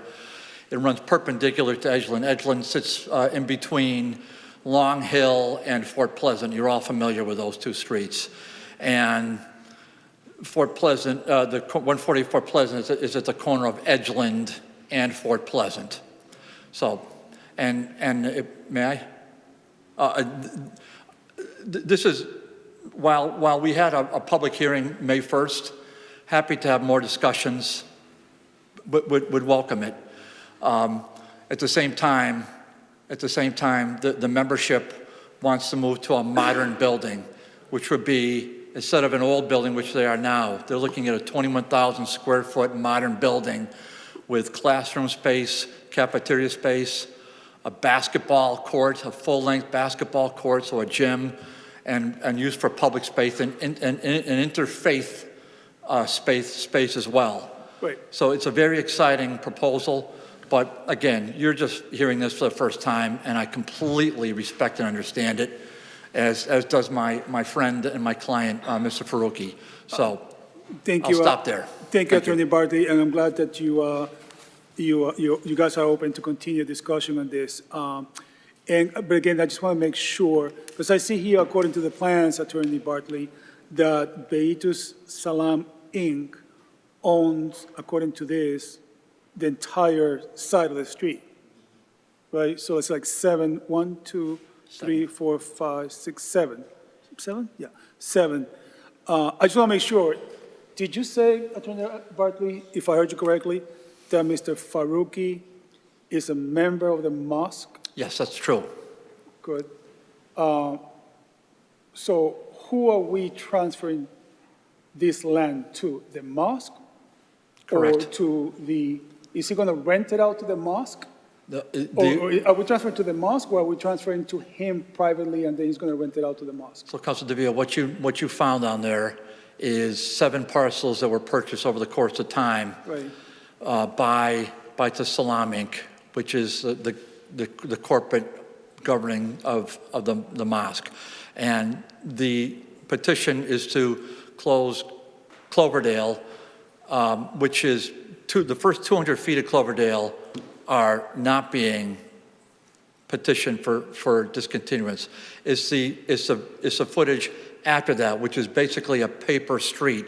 In other words, it was laid out at one time 100 years ago by the city engineers, but it has never been, and once you get your feet on the land over there, you'll see why it really hasn't been developed. I know the area, and I have to say, Attorney. Councilor Davila, so this is on the motion. So I think if we're going to send this item to committee, then we can get all the details worked out in committee.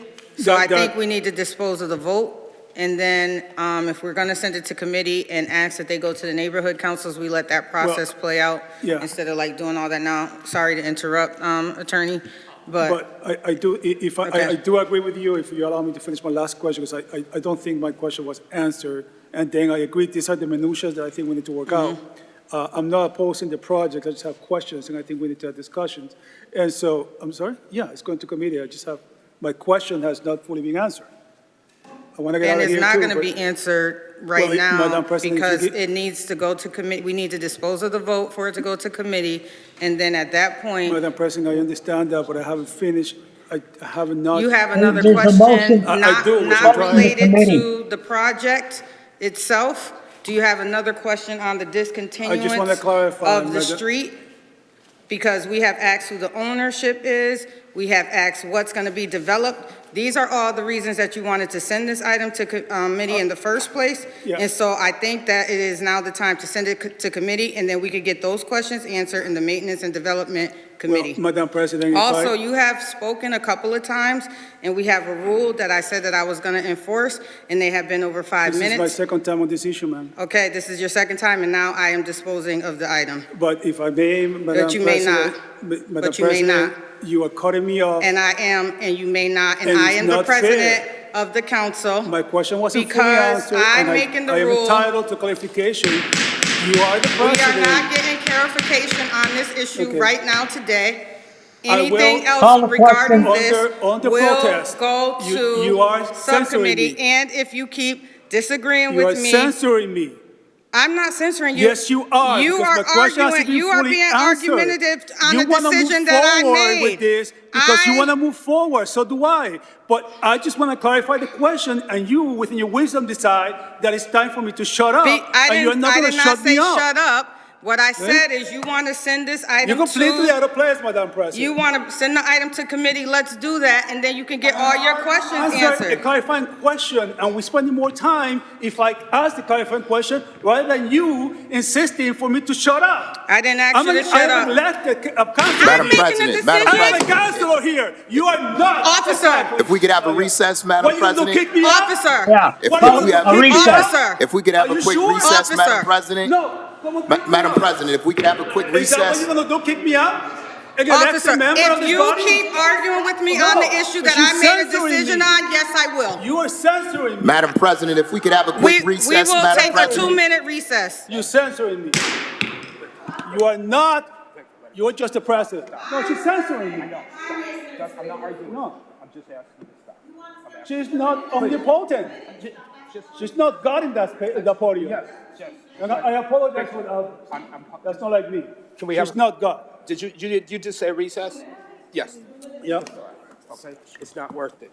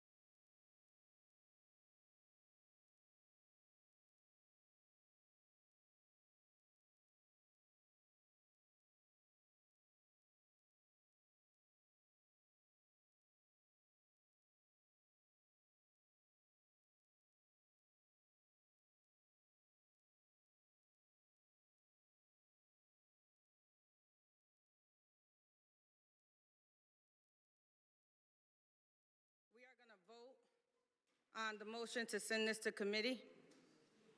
For clarification, if we motion to send something to committee, we are only going to talk on the motion and why it should or should not be sent to committee. Other questions will be answered in committee if it passes. And so we are now going to vote on sending this item to committee. Madam Clerk, will you please call the roll? On the motion to committee, Councilor Santinello. Yes. Yes, Councilor Martin. Yes. Yes, Councilor Perez. Yes. Yes, Councilor Brown, absent. Councilor Govan. Yes. Yes, Councilor Walsh. No. No, Councilor Hurst. Yes. Yes, Councilor Davila. Yes. Yes, Councilor Fenton, absent. Councilor Delgado. Yes. Yes, Councilor Click Bruce. Yes. Yes, Councilor Edwards. Yes, Councilor Whitfield. Yes. Motion approved. Madam Clerk, will you please call the next item on the agenda? Item 6 is a lead hazard reduction grant in the amount of $5,123,276.05. Please state your name and address for the record.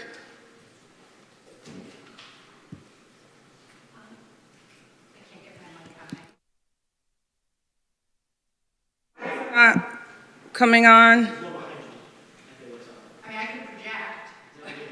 No, she's coming. Wrong. Okay, there we go. Thank you. Sorry. That's okay. Tina Quagliato Sullivan, 19 Bedford Road, Springfield. Thank you. So this is a lead hazard reduction grant. It's a competitive grant from HUD. This item and item 7 are related. Item 7 is the matching funds from the state. So the state has a designated fund that can assist municipalities with matching funds for federal grants, and so the city tapped into that. The grant will cover assessment and remediation of approximately 120 units throughout the city. It will also cover limited healthy homes interventions using a specific assessment tool that identifies the most common home injury hazards for children. And it will also cover remediation of those things. It will include radon assessment and interventions, as well as outreach and education about lead poisoning prevention. The grant will run, our period of performance actually started April 1st, and it will run through 2030, so cover 4 years. Thank you. Any questions from councilors? Councilor Perez? I don't have a question, but I'm glad that this project is going through because, you know, as being a former chief of housing, one of the problems was when we were trying to stabilize the family, if they have minors in the house, we cannot move them in. I think this is a great program and it was passed overdue, so thank you to the committee and the team that put this together and it was awarded. Thank you so much. I should also note, sorry, the EPA Community Change Grant, the $20 million grant that the city had that was terminated by the current administration, it had $5 million in there for lead abatement, and so this will sort of supplement that lost funding. Thank you. Councilor Govan? Thank you, Madam President, and I apologize because I did plan on having a Finance Committee meeting to discuss all of these, but because I couldn't be here in person, it didn't happen. But I do want to thank you, Tina, for pursuing these kind of things, because like Councilor Perez said, this is a very important issue, and I think it will help in increasing the housing availability in the city because of all the, hopefully, lead removal. So I'm in favor, definitely in favor of this. Thank you, Madam President. Thank you, Councilor. Madam President? Councilor Santinella? Yeah. Can you hear me? Yes. Yeah. Just a question on the radon detection. How much of the money is going to be going towards radon detection? What are they going to be using for radon monitors? The reason why I'm asking that is 20% of all the homes in the state of Massachusetts have radon, and radon contributes to lung cancer. So those are my questions. Yeah, so the radon, so we will do the assessment. I should say we have been doing those assessments on many of the homes that we have run through our Healthy Homes program. We haven't come across a home yet that meets the levels that requires actual interventions, but we will follow the state rules around intervention for radon, and we will utilize contractors that have the ability to do that. Thank you. Any other questions or comments from councilors? Seeing none. Madam Clerk, can we please take votes on 6 and 7 if there's no questions on either? No objection? Thank you. Madam Clerk, please call the roll. On approval of items 6 and 7, Councilor Santinello. Councilor Santinello?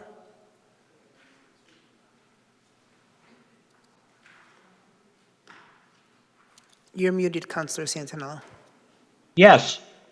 Thank you. Yes, Councilor Martin? Yes. Yes, Councilor Perez? Yes. Yes, Councilor Brown, absent. Councilor Govan? Yes. Yes, Councilor Walsh? Yes. Yes, Councilor Hurst? Yes. Yes, Councilor Davila? Yes. Yes, Councilor Fenton, absent. Councilor Delgado? Yes. Yes, Councilor Click Bruce? Yes. Yes, Counselor Edwards. Yes.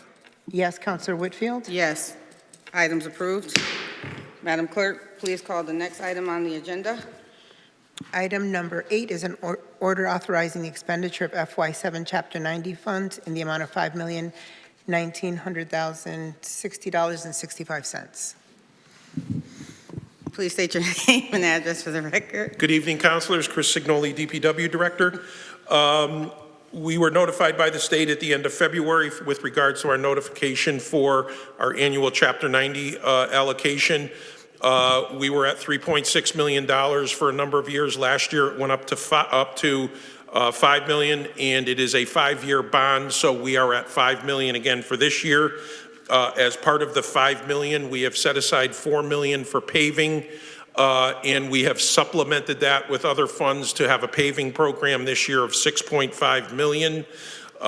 In the packet, we list the streets that we're going to be doing.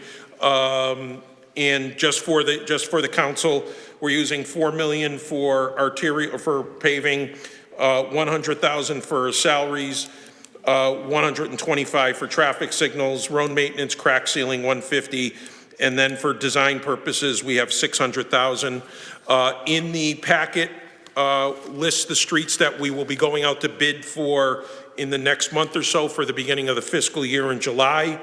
With $6.5 million, this is probably the most that we're spending on paving in my years, but I want to let everybody see we're doing 6.5 miles of roadway, centerline roadways. We have 480 in the city. So we're doing less than 2% of our roadways in the city. So, when citizens come up and say my road hasn't been paved in 20 or 30 years, that puts us on a road for 50 years, simply because of the funds that we are receiving are so small. But what we are doing this year is we have added a number of arterial streets where we have had massive and chronic pothole problems over the last few years, such as sections of Parker Street, Worthington, Sumner Avenue Extension, and Bay Street are the kind of the 3 or 4 that we're targeting. Surrey Road is on the list. It is on the list. It has been on the list. So, and one of the things we do is we also try to spread the roadway improvements around the city as well. And just for everybody's purposes, this work will start either towards the end of June or right at the beginning of the July, as it is fiscal year money. Thank you, Mr. Signoli. Are there any questions or comments for Mr. Signoli on this item? Seeing none, Madam Clerk, please call the roll. On acceptance, Counselor Santinello. Yes. Yes, Counselor Martin. Yes. Yes, Counselor Perez. Yes. Yes, Counselor Govan. Counselor Brown absent. Counselor Govan. Yes. Yes, Counselor Walsh. Yes, Counselor Hurst. Yes. Yes, Counselor Davila. Yes. Yes, Counselor Fenton absent. Counselor Delgado. Yes. Yes, Counselor Click Bruce. Yes. Yes, Counselor Edwards. Yes. Yes, Counselor Whitfield. Yes. Items approved. Madam Clerk, please call the next. Thank you, councilors. Thank you. Please call the roll on the next item as it's under our threshold. Item 9 is an honoraria for donation to Jerry McCafferty in the amount of $300. Counselor Santinello. Yes. Yes, Counselor Martin. Yes. Yes, Counselor Perez. Yes. Yes, Counselor Brown absent. Counselor Govan. Yes. Yes, Counselor Walsh. Yes. Yes, Counselor Hurst. Yes. Yes, Counselor Davila. Yes. Yes, Counselor Fenton absent. Counselor Delgado. Yes, Counselor Click Bruce. Yes. Yes, Counselor Edwards. Yes. Yes, Counselor Whitfield. Yes. Madam Clerk, we are going to leave item 10 in committee per Counselor Martin's request earlier, so there's nothing that needs to be done at this time on item number 10. Item number 11 for the discontinuance on Wilbraham Ave. I don't think anything needs to be done with that one either. Item number 12, amending Chapter 279, peddling and solicitation, is on second and final step. for information. Sure. With the item 11, is that being withdrawn? What's going on with that? I haven't heard, Madam Clerk, have you heard anything regarding that item? Yes, thank you, Madam President. The petitioners have not officially withdrawn, but it's my understanding that they plan to withdraw. I know that they were quoted on Mass Live and in the Republican as having, they're not seeking the discontinuance, but they have not submitted anything to the council office or the city clerk's office. All right, thank you. Thank you, Madam Clerk. Item number 12, I think the item needs to be, Madam Clerk, can you tell me what the procedure is to take it up tonight? I believe Councilor Click alluded earlier to the fact that they do want to take this item up tonight. Yeah, so, Madam President, I officially make a motion to take this item up on tonight. Item on the agenda number 12, amending Chapter 279, peddling and soliciting. Thank you. Any discussion on the motion? Seeing none, Madam Clerk, please call the roll to take the item number 12 up tonight. Councilor Santinello? Yes. Yes, Councilor Martin? Yes. Yes, Councilor Perez? Yes. Yes, Councilor Brown absent. Councilor Govan? Yes. Yes, Councilor Walsh? Yes. Yes, Councilor Hurst? Yes. Yes, Councilor Davila? Yes. Yes, Councilor Fenton absent. Councilor Delgado? Yes. Yes, Councilor Click Bruce? Yes. Yes, Councilor Edwards? Yes. Yes, Councilor Whitfield? Yes.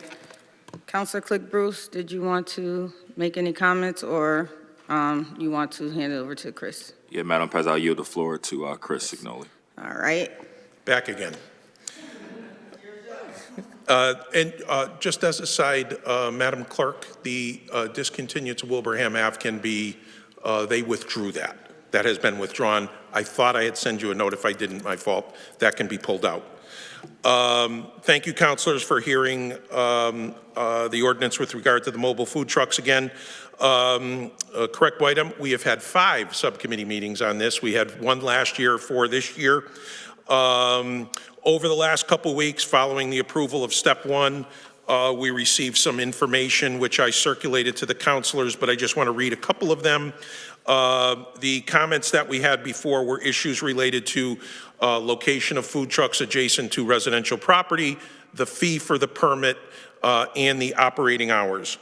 Councilor Perez had forward, and just for everybody's purpose, from a fee standpoint, I had requested $450 for a 6-month permit with a $150 renewal. Councilor Perez had submitted some information asking for a fee of $250 with a $100 renewal. Councilor Govan had suggested that there be no fees for the permit. My recommendation, I am very happy to have $250. There has to be a fee associated with this. If there's no fee, there's no enforcement on that. So that my comment on that. Councilor Click Bruce provided 3 items. Number 1 is that he made a statement that if 3 food trucks are together on 1 lot, that would constitute a food truck park. In that a food truck park would need a special permit from the city council. He made a recommendation that no mobile food truck should be within 50 feet of residential property. If the truck has a generator, the distance has to be 100 feet. And no mobile food truck shall operate within 100 feet of any gasoline or diesel fuel pump system. And no food truck shall operate between 11 p.m. and 6 a.m. I received 1 other item from a resident who was basically just saying, resident's name Christine Agniti from the Forest Park. She's not on the Forest Park Civic Association, but she says coming through the association, that was basically stating that no food truck should be allowed to operate in any residential zone whatsoever. That is in the ordinance the way we have it written right now. Throughout the city, there are trucks that are operating in front of houses, in driveways, so this would bar that from happening.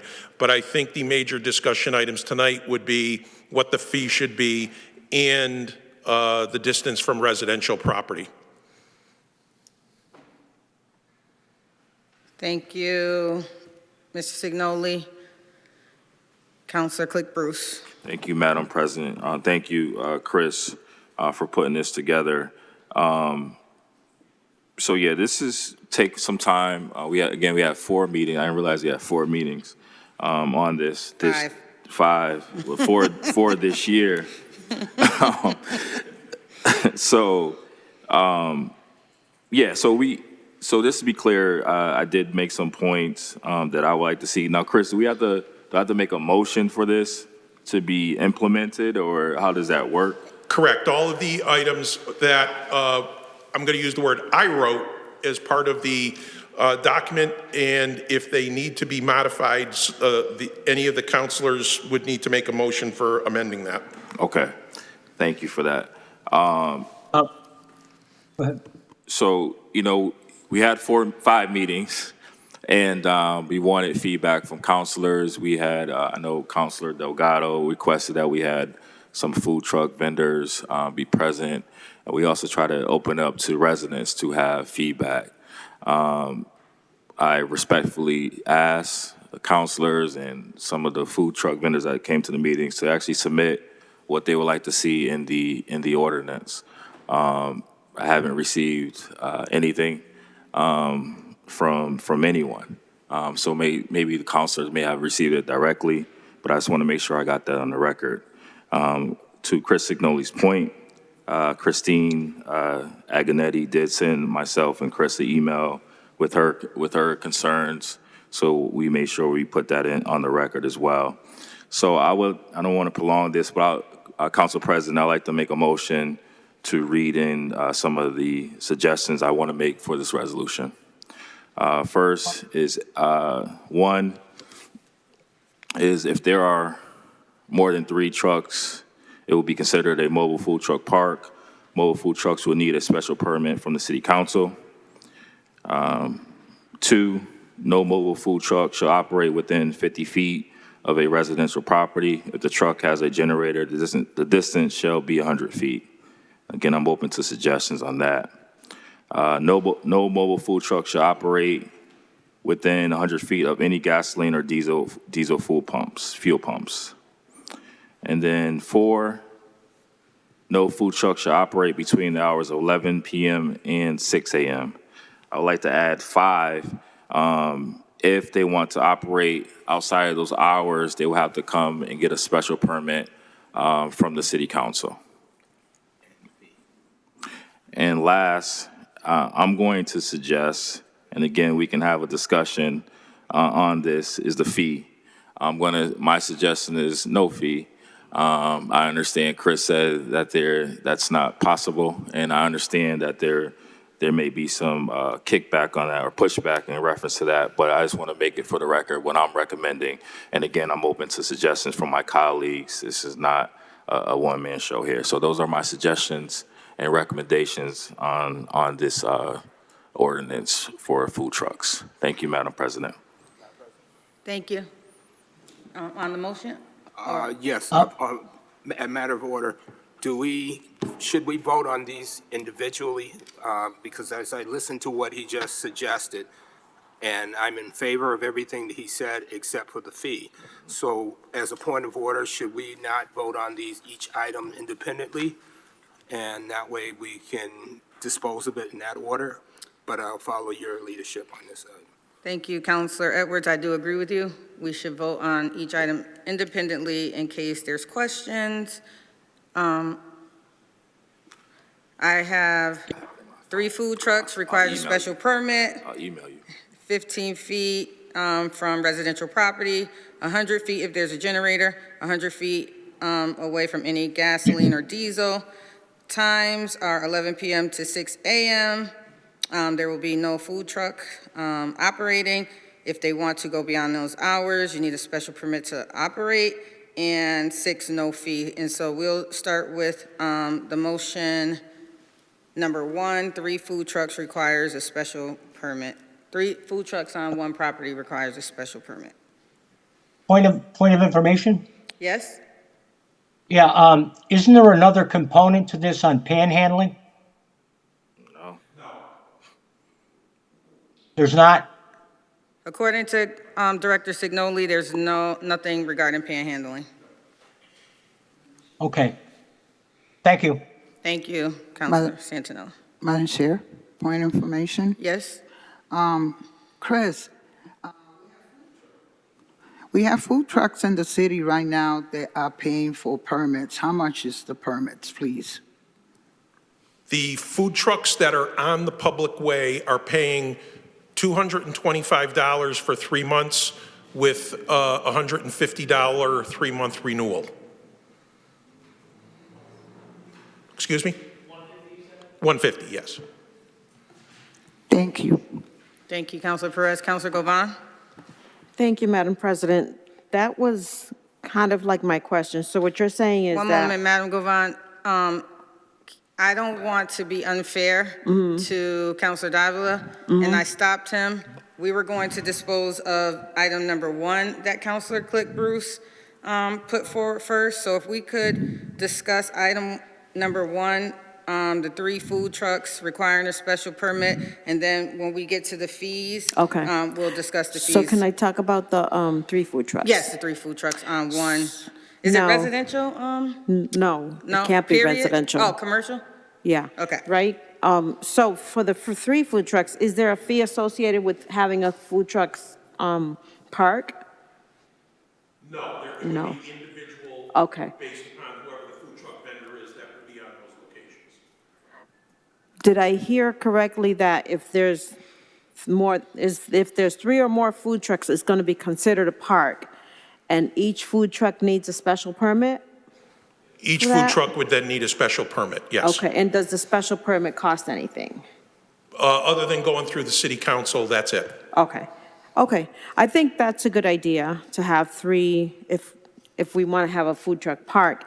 But I envisioned a food truck park having be like, let's say I want a food truck park, I'll recruit some food trucks and I would get the special permit or something like that, or the food trucks themselves would have to get it. I'm not sure, I'm not clear on that. And I don't know if the food truck owners are clear on that either. Councilor Click Bruce, do you have any clarification?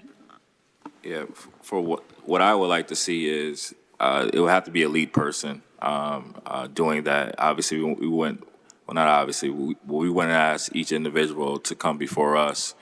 So it would have to be a lead person that would have to come before the city council to request that. If I may, Madam President, and on that as well, the applications require the property owner's signature and approval, so they would be involved anyways. Thank you. Director Signoli? Any other questions on that particular amendment or motion? Thank you, Councilor Hurst. So motion made by Councilor Click Bruce, seconded by Councilor Hurst. Any other discussion on item number 1 of the motion? Okay. One thing that I wanted to clarify, Director Signoli, is how that would read, the actual amendment.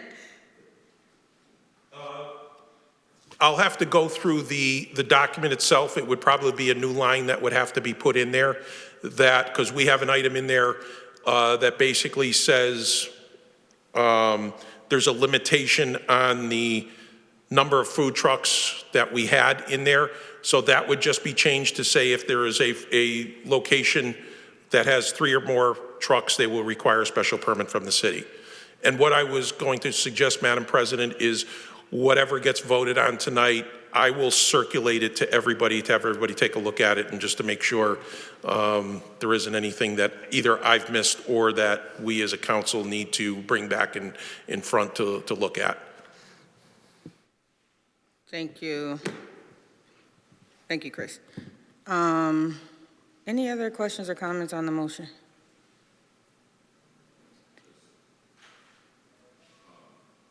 Madam Councilor President, Click Bruce? it's not an emotion. I don't want to get in trouble. Okay. Because it could happen. I want to add, I'm sorry. Amendment.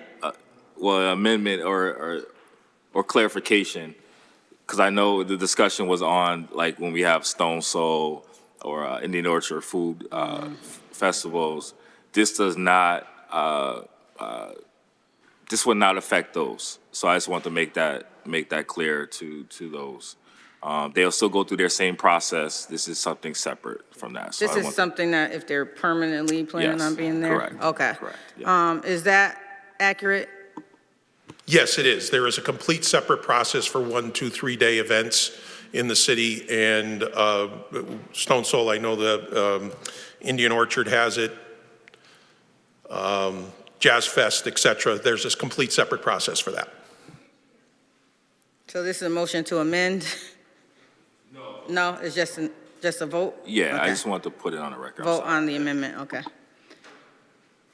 All right, Madam Clerk, please call the roll on amending the 3 food trucks is considered a park and will require a special permit.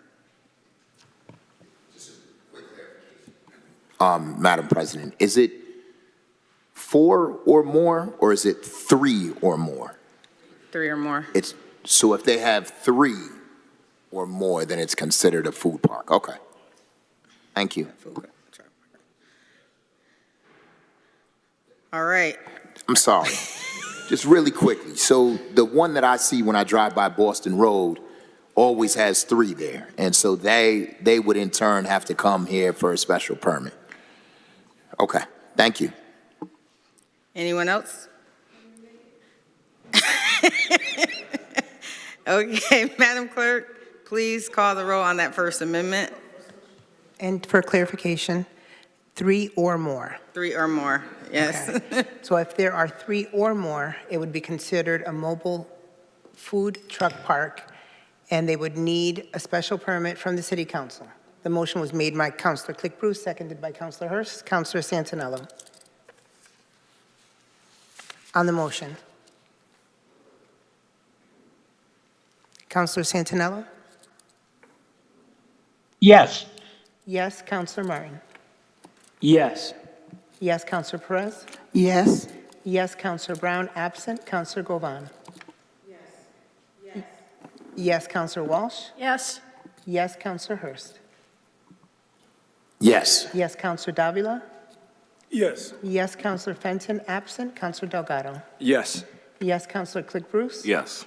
Yes. Councilor Edwards? Yes. Yes. Councilor Whitfield? Yes. Amendment approved. The second amendment item suggested is food trucks have to be 50 feet from residential property. Is that accurate, Councilor Click Bruce? Yes. Any discussion on that second amendment?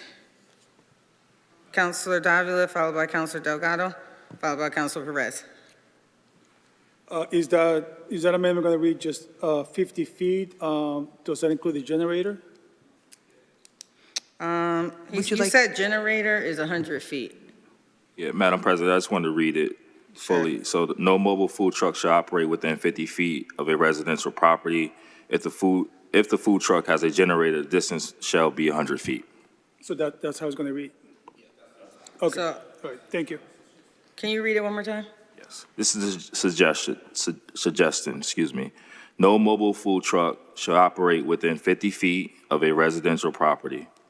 If the truck has a generator, the distance shall be 100 feet. Okay. Amendment made by Councilor Click Bruce, seconded by Councilor Edwards. Any discussion on the amendment? Councilor Delgado? Thank you, Madam President. I'm going to support this because one of the concerns I had before the original buffer zone at 500 feet, I thought would have really precluded a lot of other commercial lots and spaces across the city and essentially would have been abandoned. So I want to thank Councilor Click Bruce for his leadership on this and the fact that they continue to not only work with residents, but work with the food truck businesses, which was my main catalyst before last year, before Councilor Click Bruce had it, sending this to committee. So I plan to support this and yeah, that's pretty much it. Thank you. Councilor Delgado. Any others, Councilor Perez? No? No, my question was answered. Okay. Thank you. All right, so now we will vote on amendment number 2. Madam Clerk, the floor is yours. For clarification, who was the second? No, Councilor Edwards. Thank you. On the amendment, Councilor Santinello. Yes. Yes, Councilor Martin. Yes. Yes, Councilor Perez. Yes. Yes, Councilor Brown absent. Councilor Govan. Yes. Yes, Councilor Walsh. Yes. Yes, Councilor Hurst. Yes. Yes, Councilor Davila. Yes. Yes, Councilor Fenton absent. Councilor Delgado. Yes. Yes, Councilor Click Bruce. Yes. Yes, Councilor Edwards. Yes. Yes, Councilor Whitfield. Yes. Second amendment passed. Third amendment that I have written is 100 feet from any gasoline or diesel station. Can you read that amendment, Councilor Click Bruce? Yes, Madam President. No mobile food truck shall operate within 100 feet of a gasoline, diesel, fuel pumps. Is there a second on that amendment? Amendment made by Councilor Click Bruce, seconded by Councilor Edwards. For clarification, can you read it one more time, Councilor Click Bruce, for Madam Clerk? Yep. No mobile food truck shall operate within 100 feet of a gasoline, diesel, fuel pump stations. Thank you. Any discussion? Madam Clerk, please call the roll on the amendment. On the amendment, Councilor Santinello. Yes. Yes, Councilor Martin. Yes. Yes, Councilor Perez. Yes. Yes, Councilor Brown absent. Councilor Govan. Yes. Yes, Councilor Walsh. Yes. Yes, Councilor Hurst. Yes. Yes, Councilor Davila. Yes. Yes, Councilor Fenton absent. Councilor Delgado. Yes. Yes, Councilor Click Bruce. Yes. Yes, Councilor Edwards. Yes. Yes, Councilor Whitfield. Yes. Third amendment approved. Councilor Click Bruce, this is hours of operation, no food truck between 11 p.m. and 6 a.m. Can you please read that wording? Yes. No food truck shall operate between the hours of 11 p.m. and 6 a.m. Also want to add, if they go outside of those hours, a special permit must be submitted to the City Council for approval. So no mobile food trucks shall operate between 11 p.m. and 6 a.m. Special permit to operate is required outside of those hours. Correct. Second. Amendment made by Councilor Click Bruce, seconded by Councilor Edwards. Any discussion, Councilor Martin? Thank you, Madam President. First, again, thanking Councilor Click Bruce and Director Signoli for all the hard work. I waited for my discussion on this matter for this particular point. Since our last meeting, I did talk with one of the business owners in Ward 7. They operate a bar.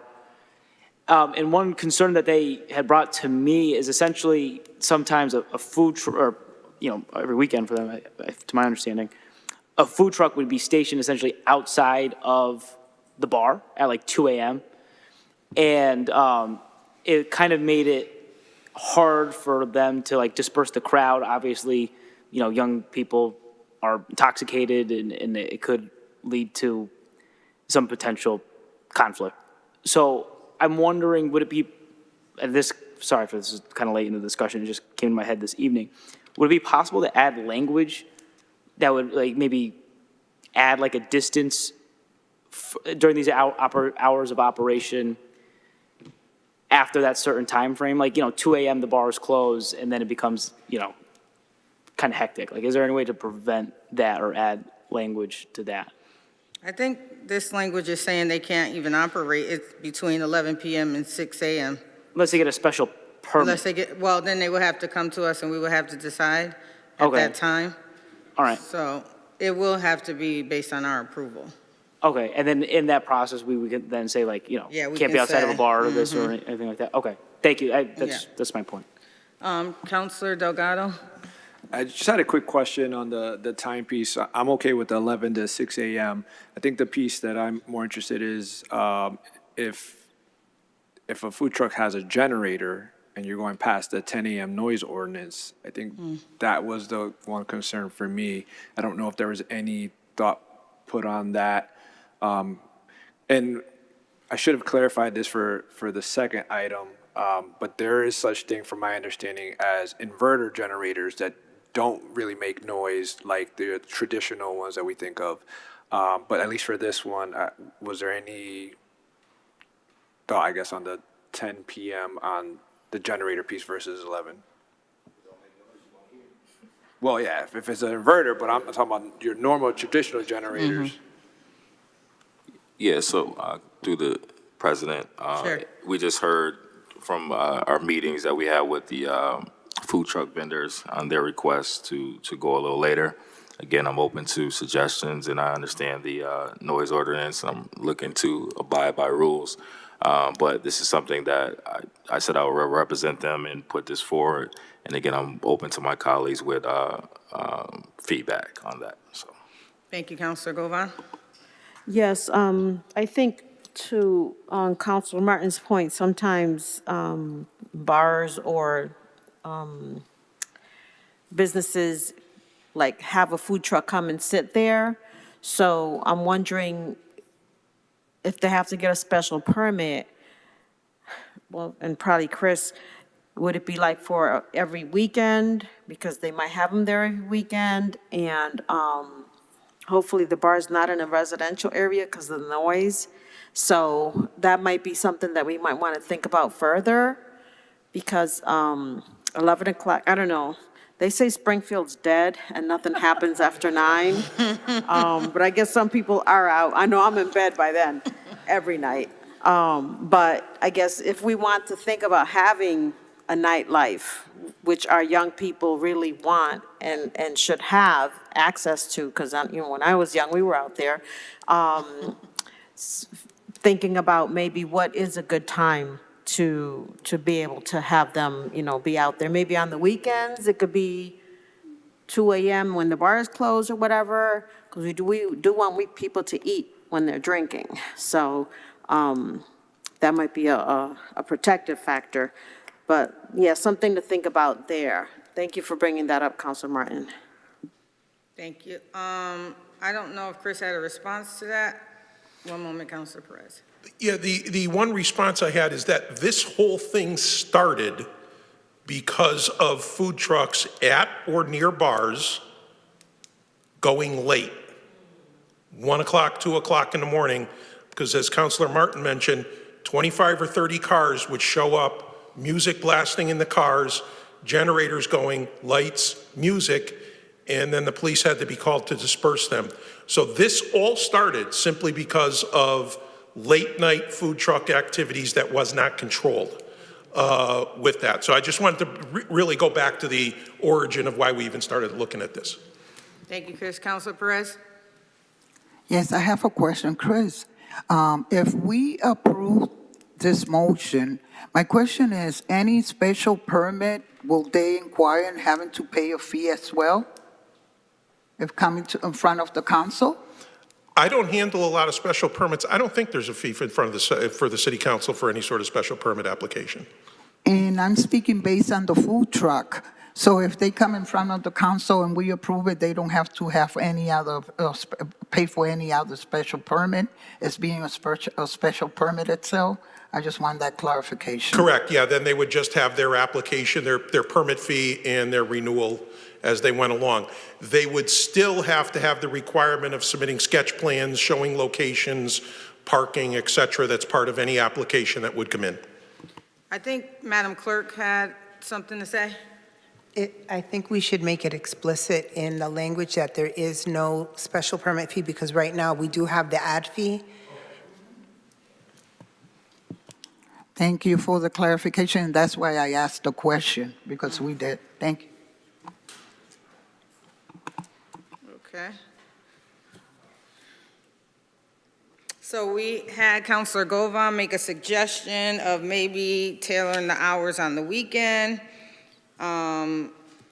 We heard no special permit fee. If they want to come to the city council for a special permit, if they want to go longer than 11 p.m. or open before 6 a.m. do you all want to discuss that any further? As far as, and we also heard the noise ordinance starts at 10, and did we want to consider that? No? You're all set with that? Okay, Councilor Delgado removed that. Councilor Govan, did you want to propose anything? I'd like to maybe propose, considering what Director Signoli said, so I propose that maybe having the food trucks on the weekend until maybe 1, so it won't be 2 when the bars close, so people could start going home around then, hopefully. So is that something that, through the President, Councilor Click Bruce would be amenable to? Through the president, yeah, I'm definitely open to suggestions. So I'm fine with that. And can we clarify what the weekend means? So Friday and Saturday. That's my weekend. Okay. I stay up till 10 that night. No Sundays.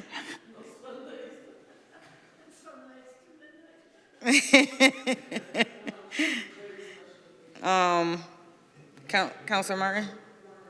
I want to thank Councilwoman Govan for articulating that well. At the end of the day, I really, by bringing up this discussion, I just want to make sure we're protecting our small businesses, especially one that's so active in Ward 7 and, business leaders that I respect. So I just want to make sure we're protecting our small businesses and being mindful of that time frame. 1 o'clock, I think, is good. Maybe I would even consider it 12:30. Not to be nitpicky, but I think that, just to make sure we give them that buffer and we're, keeping in mind, again, these businesses. So thank you again, and thank you again, Councilor Govan, for that beautiful articulation. So. All right, so now we heard 12, 12:30, and 1. Councilor Click Bruce, what do you want to amend it to say? No, what we're through Council President, because I caught myself as well. And the reason why I think it's important, and again, I'm fine whatever the council decides, but I think it's important that they come before us with the times, is that we kind of know where we're keeping track of where these food trucks are, especially the ones that are going past the 11 o'clock time. But again, I'm fine with, pushing up on the week, Friday, Saturday to 1 o'clock if that's what the body wants. But the reason for I was trying to do that is so that way we kind of have a sense of in the city where there's the ones that are going a little bit later. So that was my reasoning. So how about we do this? We dispose of the amendment as it is presented from Councilor Click Bruce, and if someone else wants to make another amendment with the weekend times, then we do that. You feel good with that? Councilor Hurst?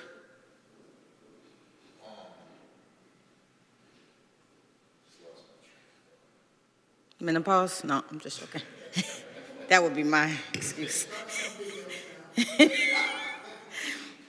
All right, well, okay. I was going to say. So I don't have a problem with the food trucks being open until 1 o'clock on the weekends. I do think that they probably ought to come before the city council or someone so that we do know which ones those are regulated. If it stays within the city council, then we certainly have the power to regulate it. And we can also take into consideration our particular areas for those individuals that represent a ward. I also, I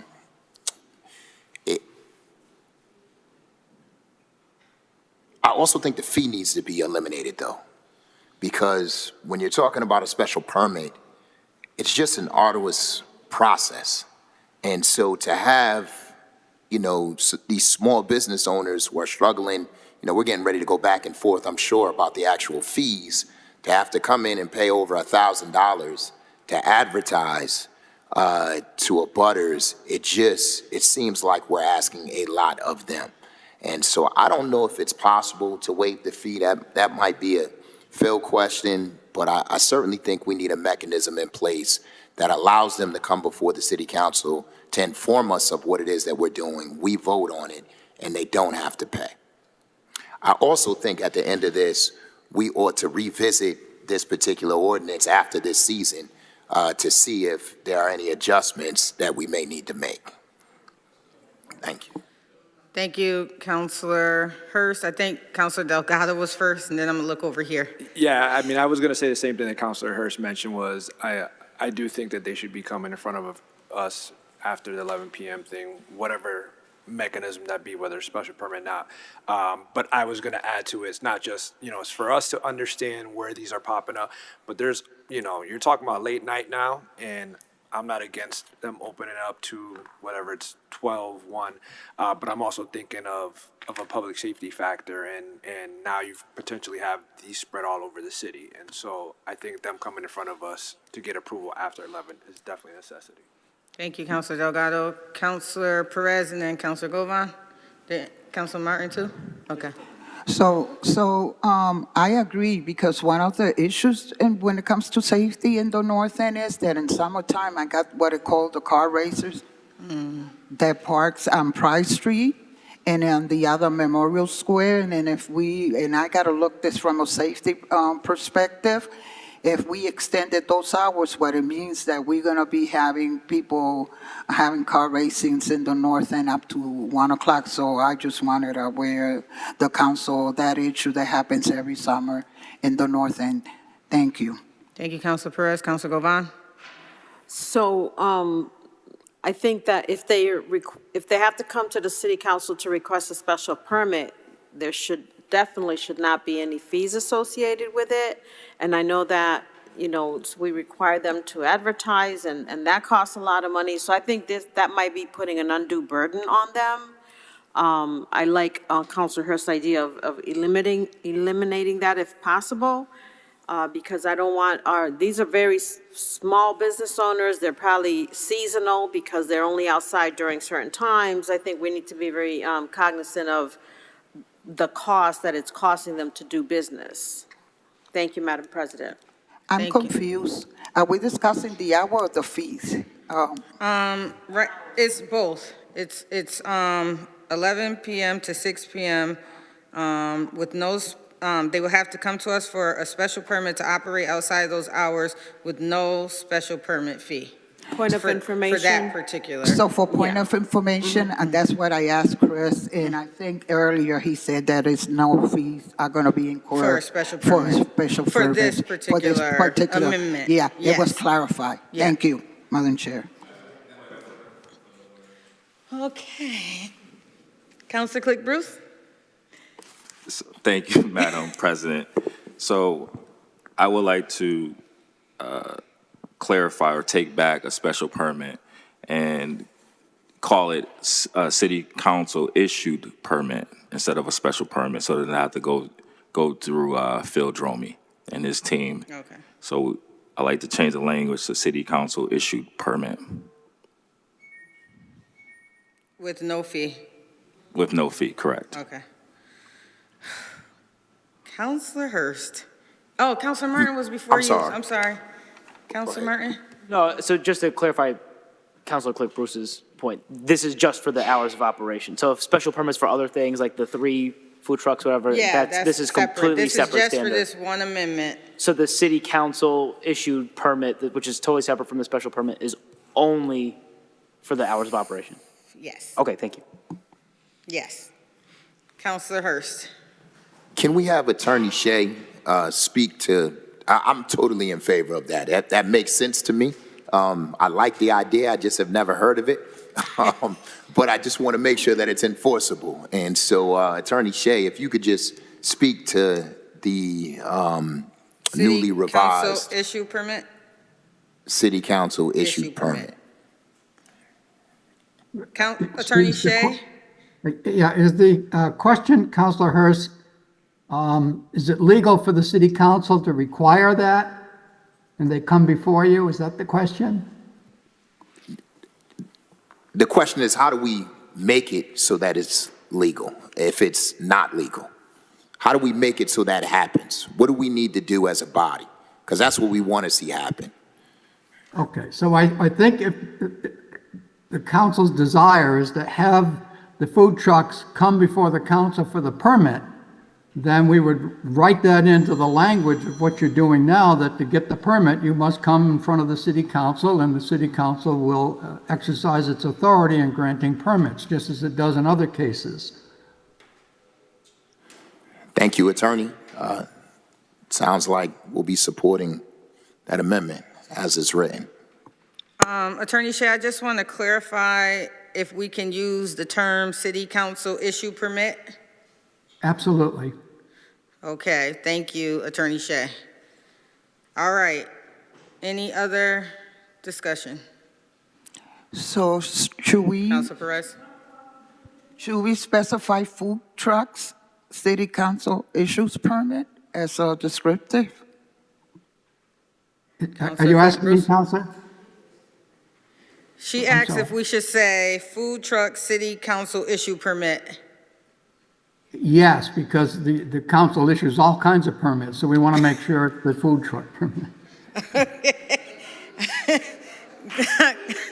Okay, so Madam Clerk is going to read the amendment, and let's see if we can agree.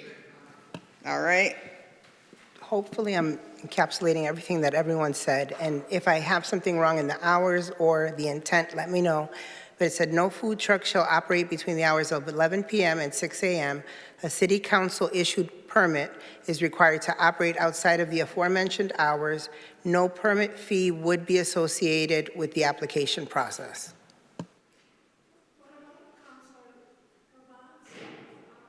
Oh, we're gonna take that separate, the weekend one. That's gonna be, she's gonna have to suggest that amendment. Yeah. So does that works for you, Council Clerk Bruce? Okay. Oh, the amendment made by Councilor Clerk Bruce, seconded by Councilor Edwards. Madam Clerk, please call the roll on that amendment number 4. On amendment number 4, Councilor Santinella. Yes. Yes, Councilor Martin. Yes. Yes, Councilor Perez. Yes? Yes, Councilor Brown, absent. Councilor Govan. Yes. Yes, Councilor Walsh. Yes. Yes, Councilor Hurst. Yes. Yes, Councilor Davila. Yes. Yes, Councilor Fenton, absent. Councilor Delgado. Yes. Yes, Councilor Click Bruce. Yes. Yes, Councilor Edwards. Yes. Yes, Councilor Whitfield. Yes, amendment passed. All right, since we're on, before we get to the fees, since we're on the times for the food truck, Councilor Govan, did you want to make an amendment suggestion?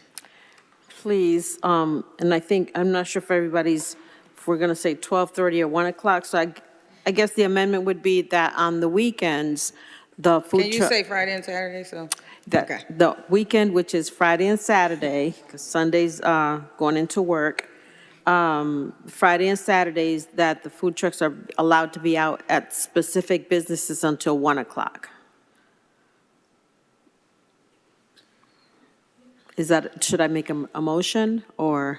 You should Okay, make a so- motion to make an amendment, and then we have to get it seconded, and then we'll discuss it. All right, so I make a motion that, to amend the time on the weekends, which is Friday and Saturday, to 1 o'clock, or do we want 12:30? 1 o'clock. 12:30, so 12:30 on Friday and Saturday. Second. Any discussion, motion to amend a fifth amendment by Councilor Govan, seconded by Councilor Walsh. Councilor Hurst on the amendment. Chris, at one point in time, we were saying that the food trucks couldn't operate past the time of when the actual space in which they're operating in is open, or the stores that they're operating on are open. Is that still the case? Correct. In the verbiage that I put in, I stated that a food truck could not operate sharing a site with a business that was closed. And the reason why I put that in there is in a lot of times the business didn't even know the food truck was operating.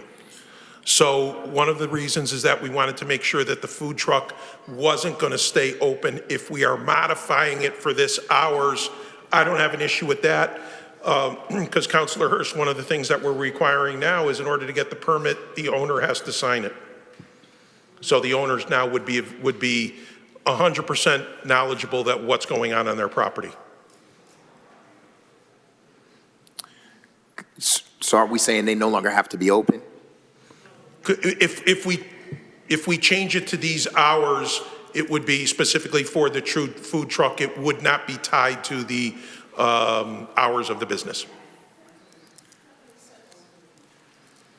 which I don't have an issue with. Okay. Thank you. Chris, Councilor Perez. Oh, I'm sorry. Councilor Perez. So for point of clarification, so the owner still will know that hours of operations are going to occur, correct? Correct. The application that is going to come into the DPW has to have a letter from the owner of the property stating that they support the application and they're knowledgeable of the hours. Thank you. Thank you, Councilor Delgado. Thank you. I just want to make sure I understand this, because my understanding of what we just passed in terms of the hours of 11 to 6 and needing a city council permit, a special permit, whatever. I guess I'm trying to understand what the necessity is. Would the new Friday, Saturday weekend still go through the special permit we just approved, or does the city council want? Because for me, that's the whole point of that previous one, so that we can allow it, and then this is a second parameter saying if we do allow that city council permit, then these are the allowable hours. Is that what we're saying? May, Madam President. Yes. So what I heard from Councilor Martin was that certain like bars have food trucks out there all the time. So if we decide that they have to come in for a city council special issue permit, then they would have to come every week to request it? Or can they decide to have a food truck out in front of on their business every weekend? Because I think for a special issue permit, a city council issue permit would be if someone was doing a one-time thing, I think, or if they're, having, like, say, Wyckoff, they're in Holyoke, but another establishment in the city would have. But if it's an every weekend kind of thing, because I imagine that's what, Nathan Bills does, and a lot of other places do as well. So I'm not sure, this may be a bigger issue than what I'm talking about. From my understanding is these are 6-month permits based on the fee structure. And so they will last for 6 months if that's what we agree on with the fee at the end. And then they will have to come back for renewal in the after the 6 months. And so whatever we're approving now is in effect for 6 months. Is that accurate, Chris? The way that I would interpret it, Councilor Govan, is if we were to approve the weekends, Friday, Saturday to 1 a.m., the way that this would be written is that the hours of operation, and I would have it by day, would be this time to this time, this time to this time, and Friday and Saturday would just be later. Anything outside those orders requires the permit from the city council. So we have to re-amend? Well, no, because it would just be a change to those particular days that we would write it. So when they submitted an application to us, they would have the ability to operate until 1 a.m. Friday night into Saturday and Saturday night into Sunday. Anything outside of that, before or after, would require the other permit from the city council. That's the way I would write it, yes. So, Chris, for my clarification, do we need to re-amend number 4? No, not my opinion. If we are just going to change it for these 2 days, it would just be a modification of those hours for those 2 days, yes. Okay. Is that clear to everyone? And it was 12:30 that Councilor Govan proposed. Councilor Delgado? So I don't know if I'm more confused after that. The way my mind is understanding this is they can't operate between 11 p.m. and 6 a.m. unless they get a special city council permit.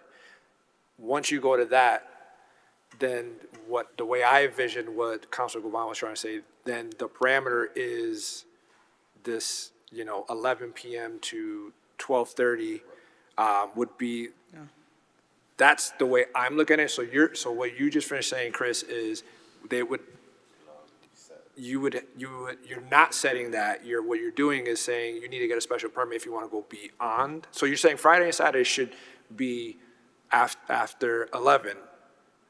Or if you want to go after 12:30, then you need a special permit. That's where I'm getting confused. I think there's too many things going in there, so. The way I'm interpreting it is that the hours of operation, and I'm gonna, rather than saying where they can operate, is that they'd be able to operate from 6 a.m. until 11 p.m. Sunday night, Monday, Tuesday, Wednesday, Thursday. Friday night, it would be 6 or whatever a.m. we have there. Yeah, 6 a.m. to 1 a.m. And then Saturday night into Sunday would be 6 a.m. to 1 a.m.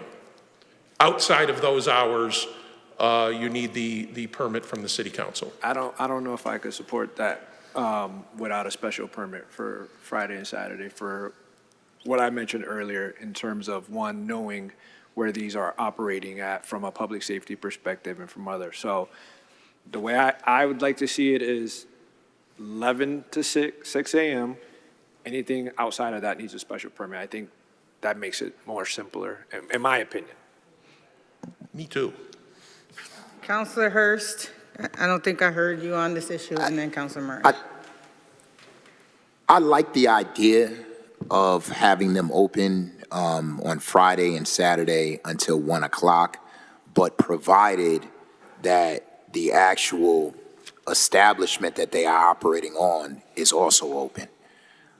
So I would hate to have someone be closed, even with the owner's consent, and then you have trucks out there operating and freelancing without the responsible party present or operating. And so I would be willing to support this, that Friday and Saturday, provided that the establishment that they were operating on is also open. Councilor Martin? So I don't know if I should take some of the blame in this and maybe not articulating this correctly. The way Councilor Delgado described it is exactly what I had in mind as well, where it was, you have the 11 to 6 initial parameter, or, prevention or whatever, barring from doing that. And then if you wanted to step outside of that, if you wanted to operate, then you would come before us again and then say, hey, I want to extend it past that time. I want to operate between 11 and 6. But when it comes to the weekend, I wanted to have that firm stop at 12:30, like when Friday and Saturday, like after that, like, because it is causing that rambunctiousness. Does that make sense? Am I articulating that a little bit better? I think you kind of said what Chris Signoli said over what Councilor Delgado was saying. Because Councilor Delgado said, period, if you're after 11, you need a special permit, period. Period. It doesn't matter if it's Friday, Saturday, Sunday, Monday, after 11, special permit. Councilor Govan is suggesting, and that's what's currently, we approved that amendment. Councilor Govan wanted to add to that time frame and say, Friday into Saturday, you can stay open till 1. Saturday into Sunday, 12:30, you can stay open till 12:30. So then you don't have to come back because it'll be part of the ordinance.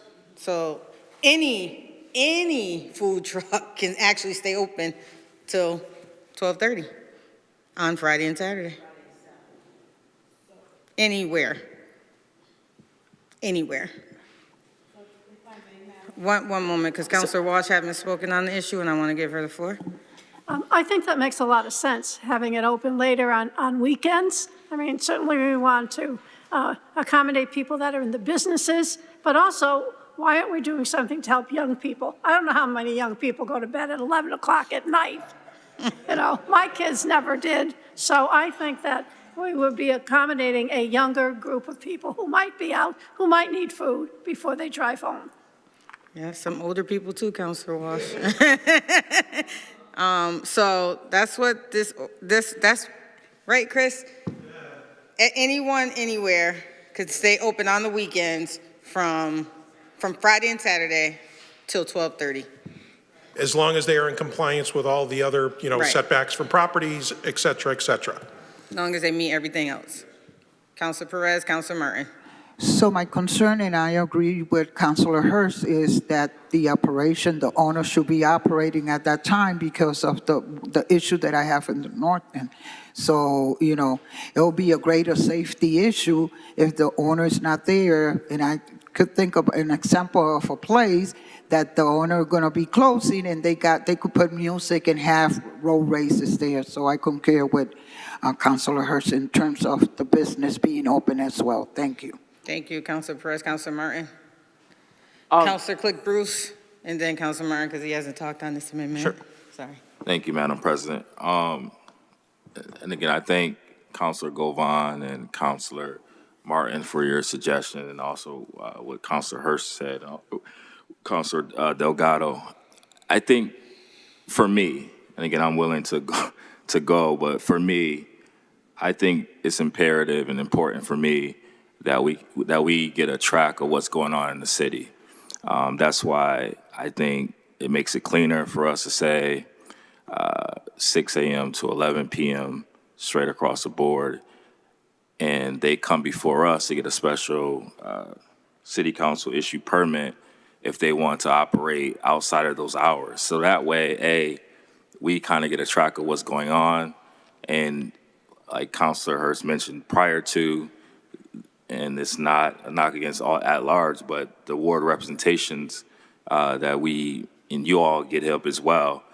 With these food trucks are in, you may get issues with that.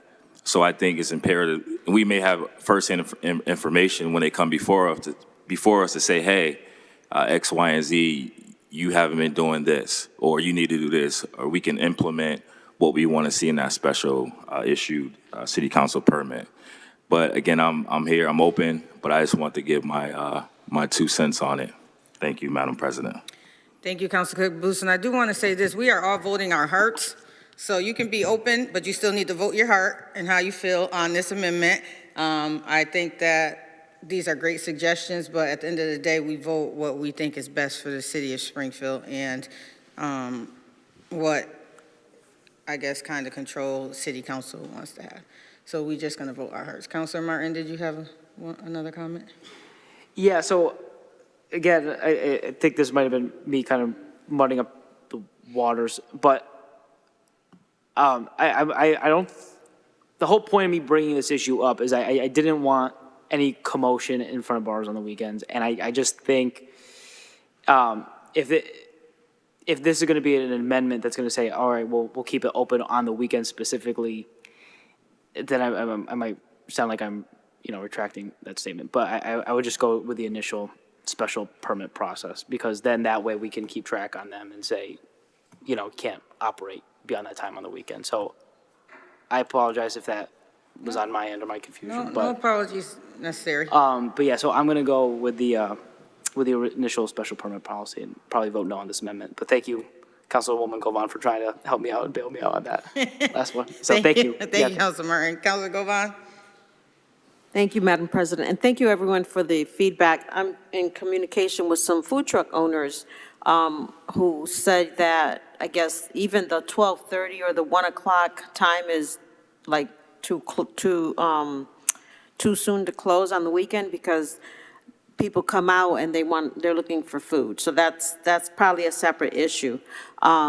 So if I understand it correctly, then if someone wants to stay open past 11 o'clock, then they need to come to City Council to request the special City Council permit, so that they don't have to go through paying everything to get the notifications done.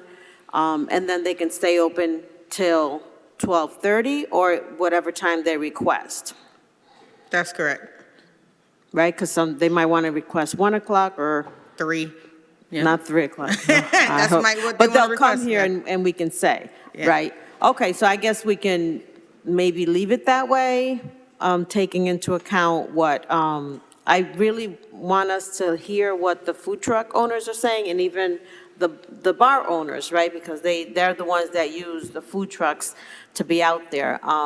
So that's fine, I guess. Thank you, Counselor Should I Govan. rescind my motion? Yeah, you can. I'll rescind my motion. Thank you. Thank you. Thank you, Counselor Govan.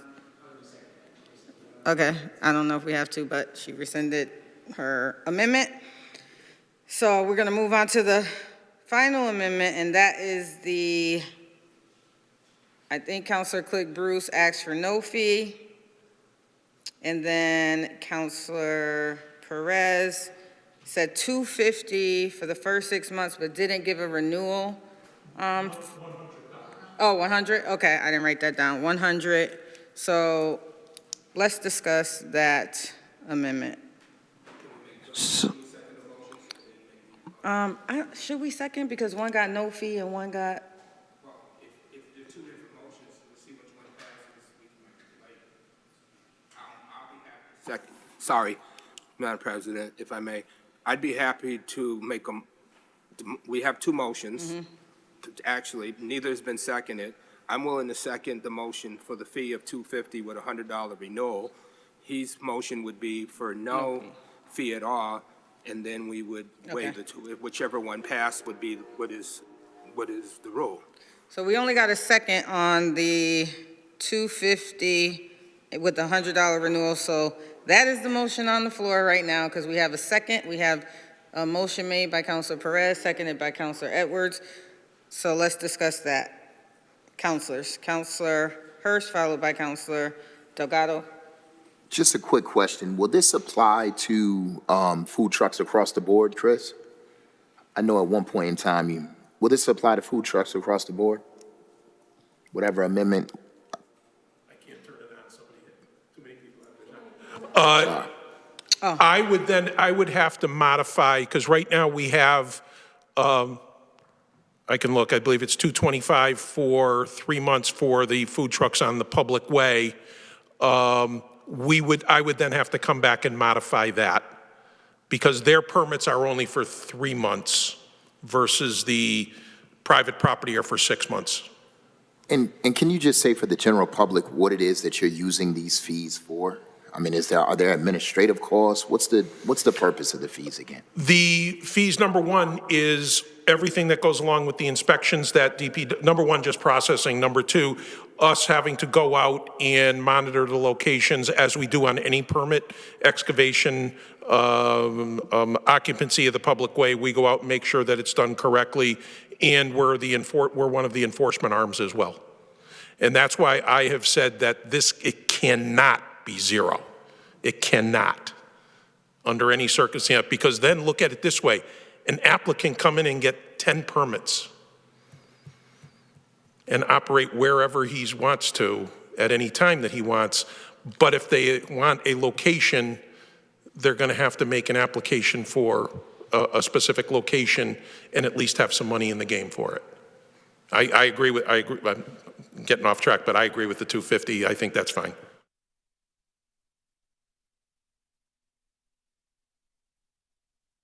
I think I'm done for now.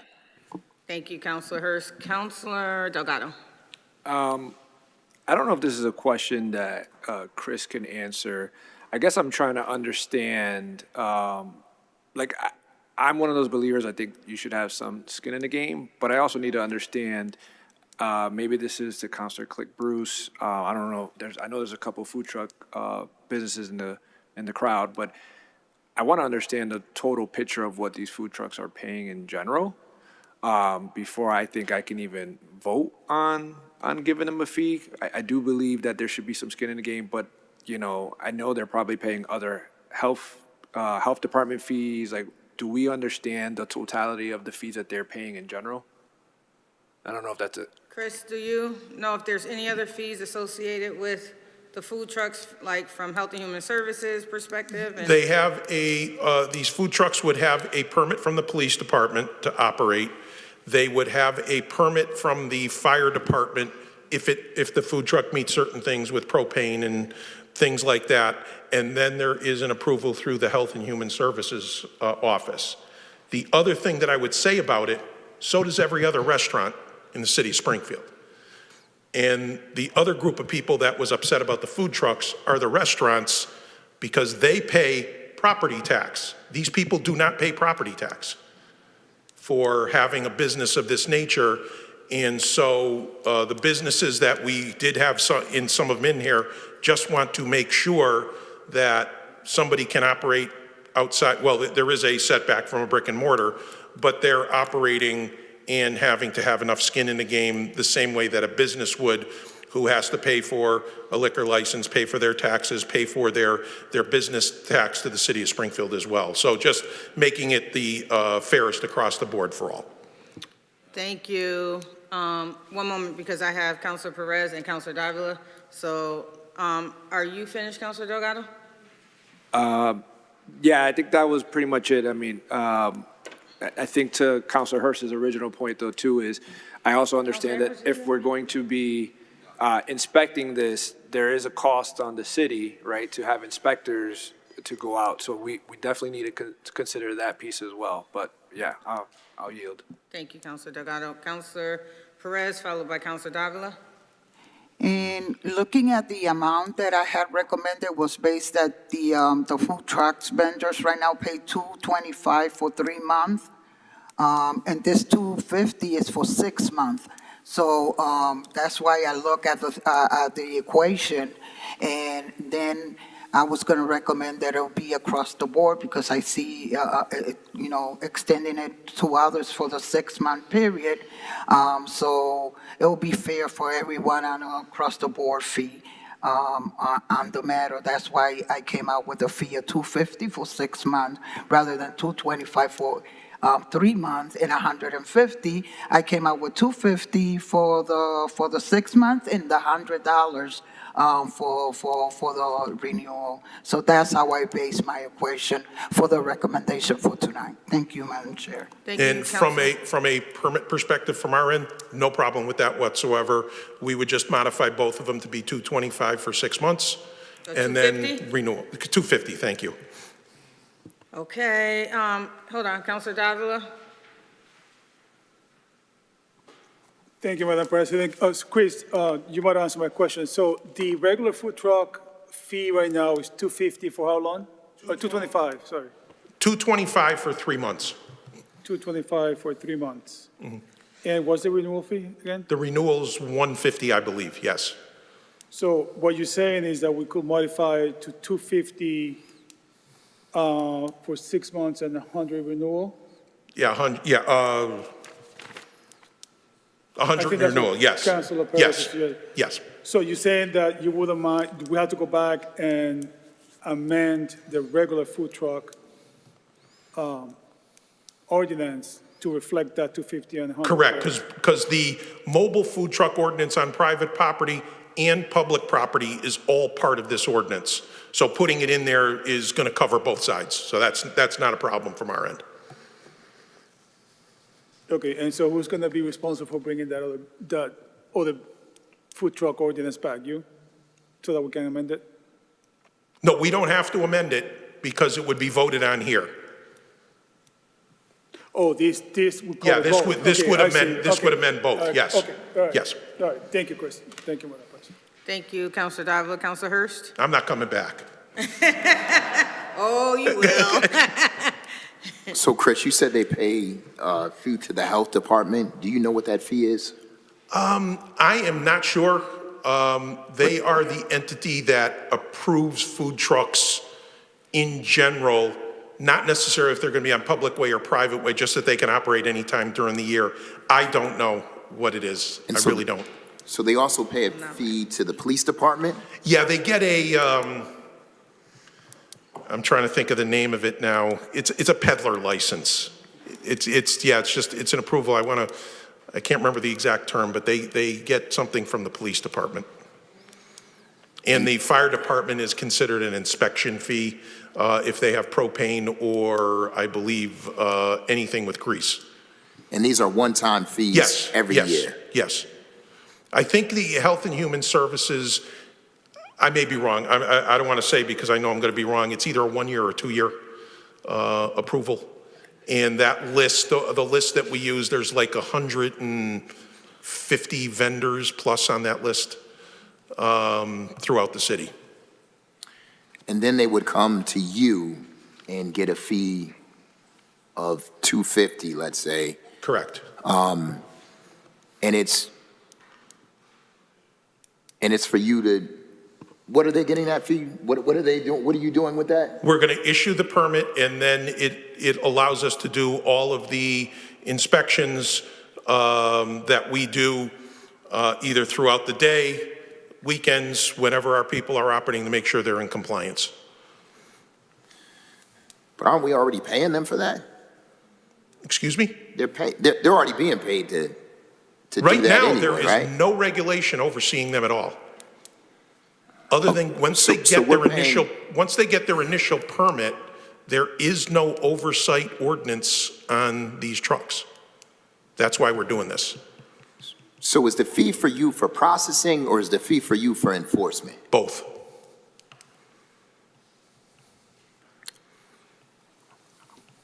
And you think $250 is sufficient? I wanted $450, but $250 I think is fine. Okay. Okay. Counselor Govan? I actually, those are the lines of my questioning is the other fees that they're paying. We do have some food truck owners here. I'm wondering, would it be okay, Madam President? Counselor Govan, the time is 8:56. We have 4 subcommittee meetings. We had food truck people there. And we're going to hear the fees really quick from the clerk, but I am going to decline from hearing from food trucks tonight because we got like a half hour to get through this. And I've heard a lot of what they were saying in the subcommittee meetings about fees, but let's get a clear understanding on what the fees are from police, fire, and health and human services. Okay.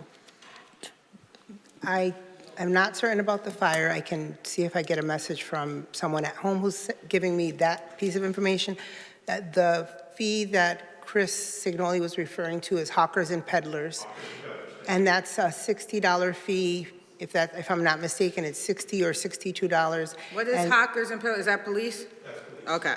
And the another $250 fee for the health and human services, like food inspection, and to have departmental staff be able to make sure that they're properly certified to handle food. Right. So that's another $250 fee. So $225 for the food truck, $250 for the health department, $60 for the hawkers and peddlers. Hawkers and peddlers. Counselor Davila? Wait a minute. I'm sorry, Madam President. I'm not sure that Counselor Govan was finished. I apologize. Thank Sorry. you. Thank you for that, Madam Clerk.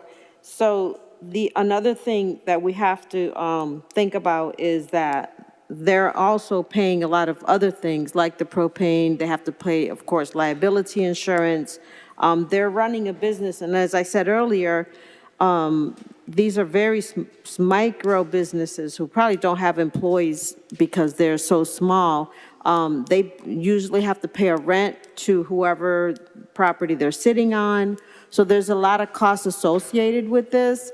And I'm wondering if we're going to be putting some people out of business, putting some more people out of business, because all the restaurants down here on Worthington Street, most of them closed that were there before. And I don't know if that's something that we want to do. Thank you, Madam President. Thank you, Counselor Govan. I think Counselor Click Bruce was next, and then, I don't know, I'm gonna close my eyes and whoever I see first. Thank you, Madam President. Actually, Councilor Govan hit on my point, which I was going to make, and that's what I heard from the food truck vendors.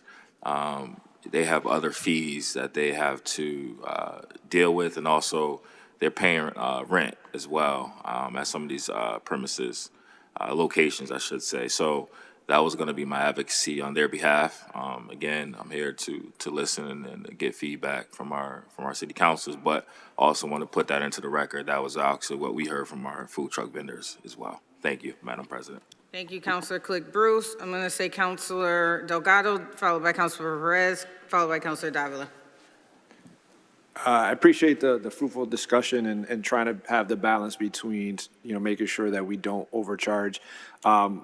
The thing I just heard about was the fact also that they're also paying the landlords. And one of the things that I was thinking about, I'm still going back and forth on it, but if the landlords are making money and then we're charging the food trucks, right, then they're almost getting double taxed. So is there a situation, to Councilor Hirsch's previous point, we're making sure that the landlords are understanding, do we assess this to the food truck or can we assess this to the landlord to make sure that they're held accountable and to make the process a little bit more streamlined?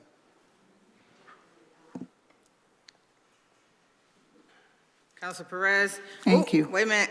Councilor Walsh have not spoken on the topic. No, I'm still at keeping open till 1 o'clock. Okay. Okay, so Councilor Walsh, then Councilor Perez, then Councilor Davila. You know, I didn't realize they had all these other fees. Why are we making it so hard for a small business to operate in the city of Springfield for a limited period of time? Think they have enough fees. I'm going to support no fee. I'm also going to suggest we establish a city council food truck committee, and we all go around and investigate how they're operating. And I have to say, this discussion is making me very hungry. So I hope I hope it's time to go. Where are the food trucks? Councilor Perez. Thank you, Councilor Walsh.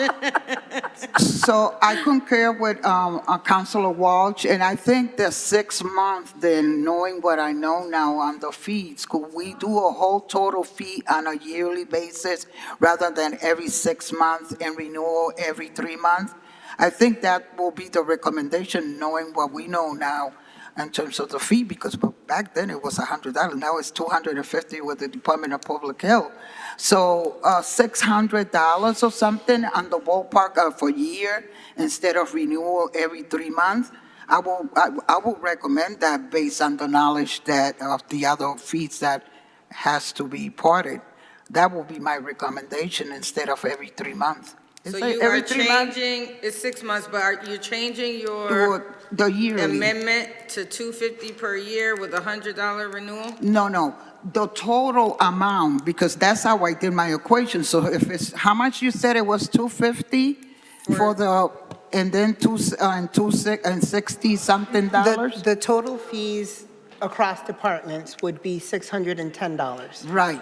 So it could be paid on a 3 months installment or something, but it's better for the vendors instead of $450 that was originally, and $150 every what was the time?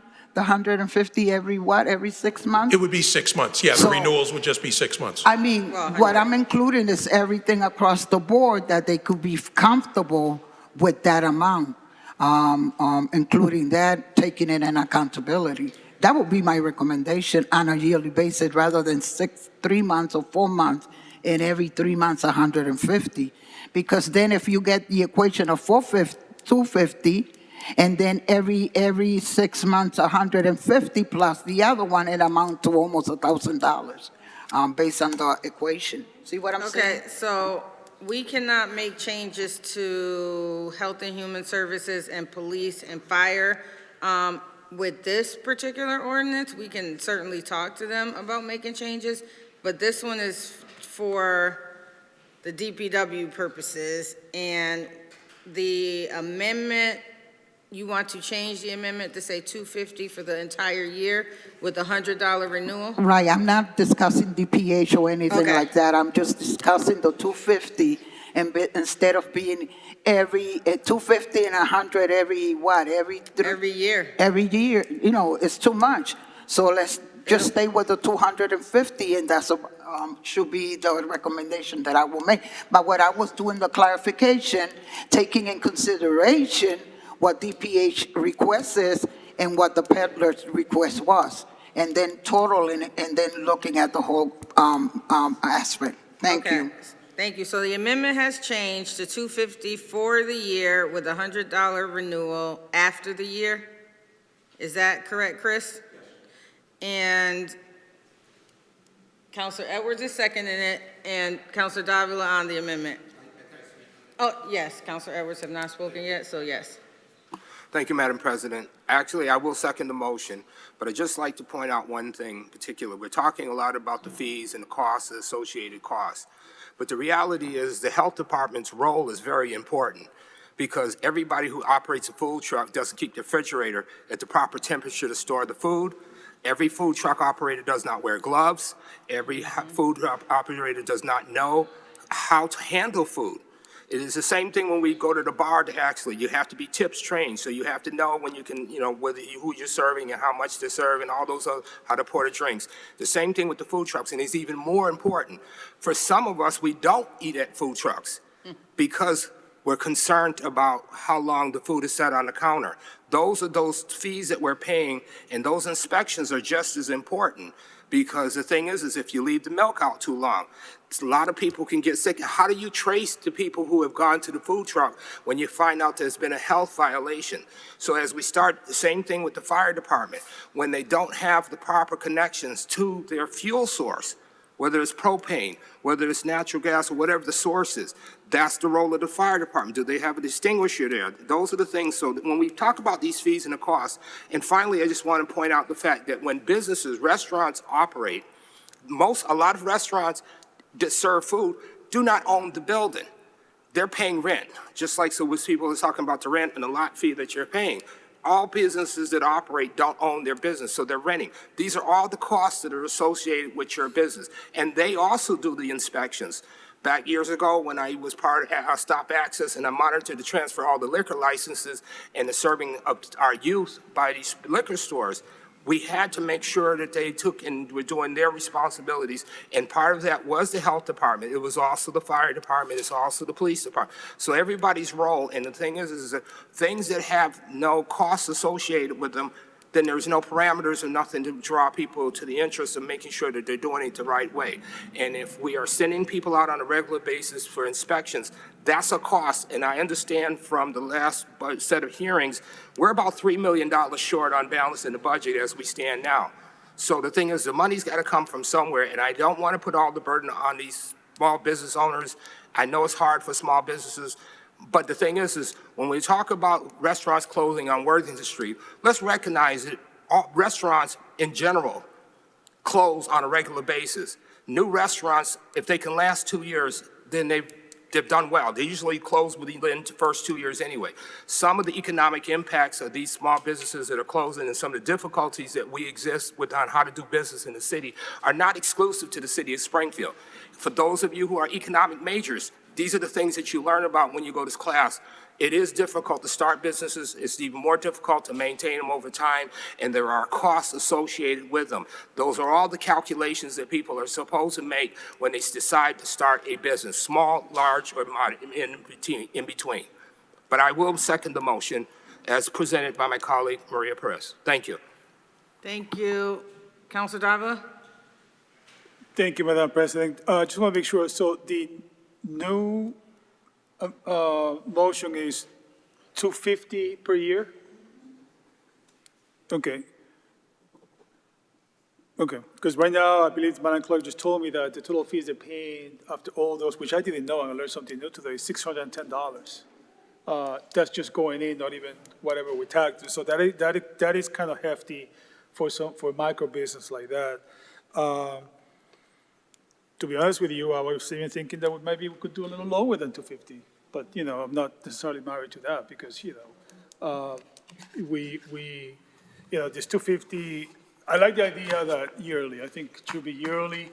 I wouldn't mind a little less than 250, but if that's what you guys think that should be, then so be it. But I didn't realize there were that many fees involved with the food trucking. Thank you. Thank you, Councilor Davila. I just want to remind councilors that it is now 9:09, and our city council meeting will end at 9:30 unless, if there's one objection to staying open past 9:30. So I just want you all to know that. Councilor Hurst. So I'll be very brief. I think what Councilor Vaughn, Councilor Walsh, and Councilor Cruz have been saying regarding what these businesses have to pay and how significant it is, and the fact that we're stifling. Sorry, and the fact that we're we're stifling businesses by making them pay these astronomical amounts, especially these micro businesses. And what we want to do here in the city of Springfield is to encourage business. And I think we're doing the exact opposite. And I too am shocked by all of the fees that they have to pay.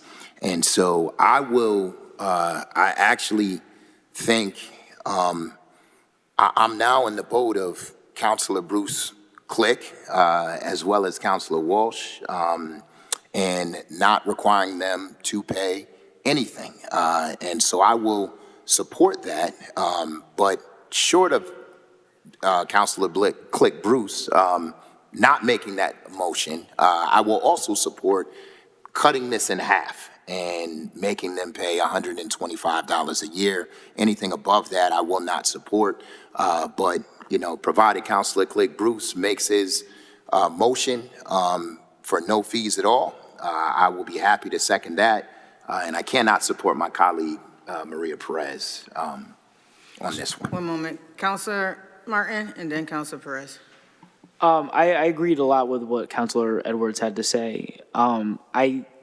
I think it just simply put, it's a cost of doing business. When you open a business, there are just a certain degree of payments that you incur. I think he also makes a great point of increasing revenue for the city of Springfield, which we're all looking for ways to do. I think $200 a year is pretty doable, and I think it's a really, really fair compromise. I think. Thank you, Councilor Martin. I support that 100%. I would support that. $250 per year is what is on the table. Okay, just for clarification, Councilor Perez.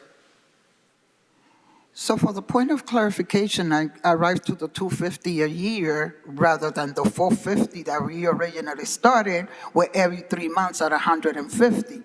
I think, and I divided by 4, so when you look at that from that perspective, I think yearly, the vendors, and this is not myself coming with the equation. I took a walk in the North End in the food trucks, and I have many of those in my ward.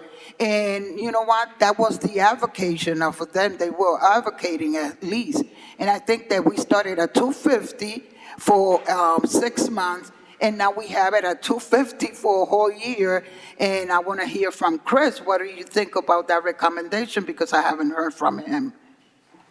My comment is that if you have a minimal fee, brick and mortar restaurants are going to go bananas, and you will be hearing from every one of them because they have to pay significant fees on a monthly and yearly basis to the city where a food truck doesn't. That's what you're going to hear. Thank you, Councilor Signoli, Councilor Hurst. Oh my goodness. You see my eyes closing, like 9:30 is my bedtime. Councilor Director Signoli, Councilor Hurst, followed by Councilor Martin. I get your point, Chris, but my thought process is we probably should be lowering their fees too. Councilor Martin. No, I just want to reiterate Director Signoli's point of fairness. Again, like one of the original points I had made tonight on this discussion for the previous amendment was fairness to our small businesses too. They feel the squeeze. They feel a lot of pain competing with these food trucks and some of their hours of operation and whatnot. If we want to be fair to our already existing small businesses that aren't food trucks, I think having a very minimal fee to get them into a regulation process is extremely fair and extremely doable. I think I would support that. Thank you. I think we have all said how we feel on this, and so I'm going to ask Madam Clerk to call the roll on the amendment amending the fee to $250 per year. Madam President, I'd like to just confirm, it's $250 with an annual $100 renewal fee. Is that correct? Is that correct, Councilor Perez, or are you doing $250 per year? I'm doing $250 per year. Okay, and that's seconded by Councilor Edwards. Councilor Edwards. So on the motion to amend for a fee of $250 for an annual fee, motion made by Councilor Perez, seconded by Councilor Edwards. Councilor Santinello. He It's not on the screen anymore. No. Absent. Away, Counselor Martin. So point of clarification, this is to vote on 250 Per year. initial, this is per year? Per year. Yes. Yes, Counselor Perez. Yes. Yes, Counselor Brown, absent. Counselor Govan.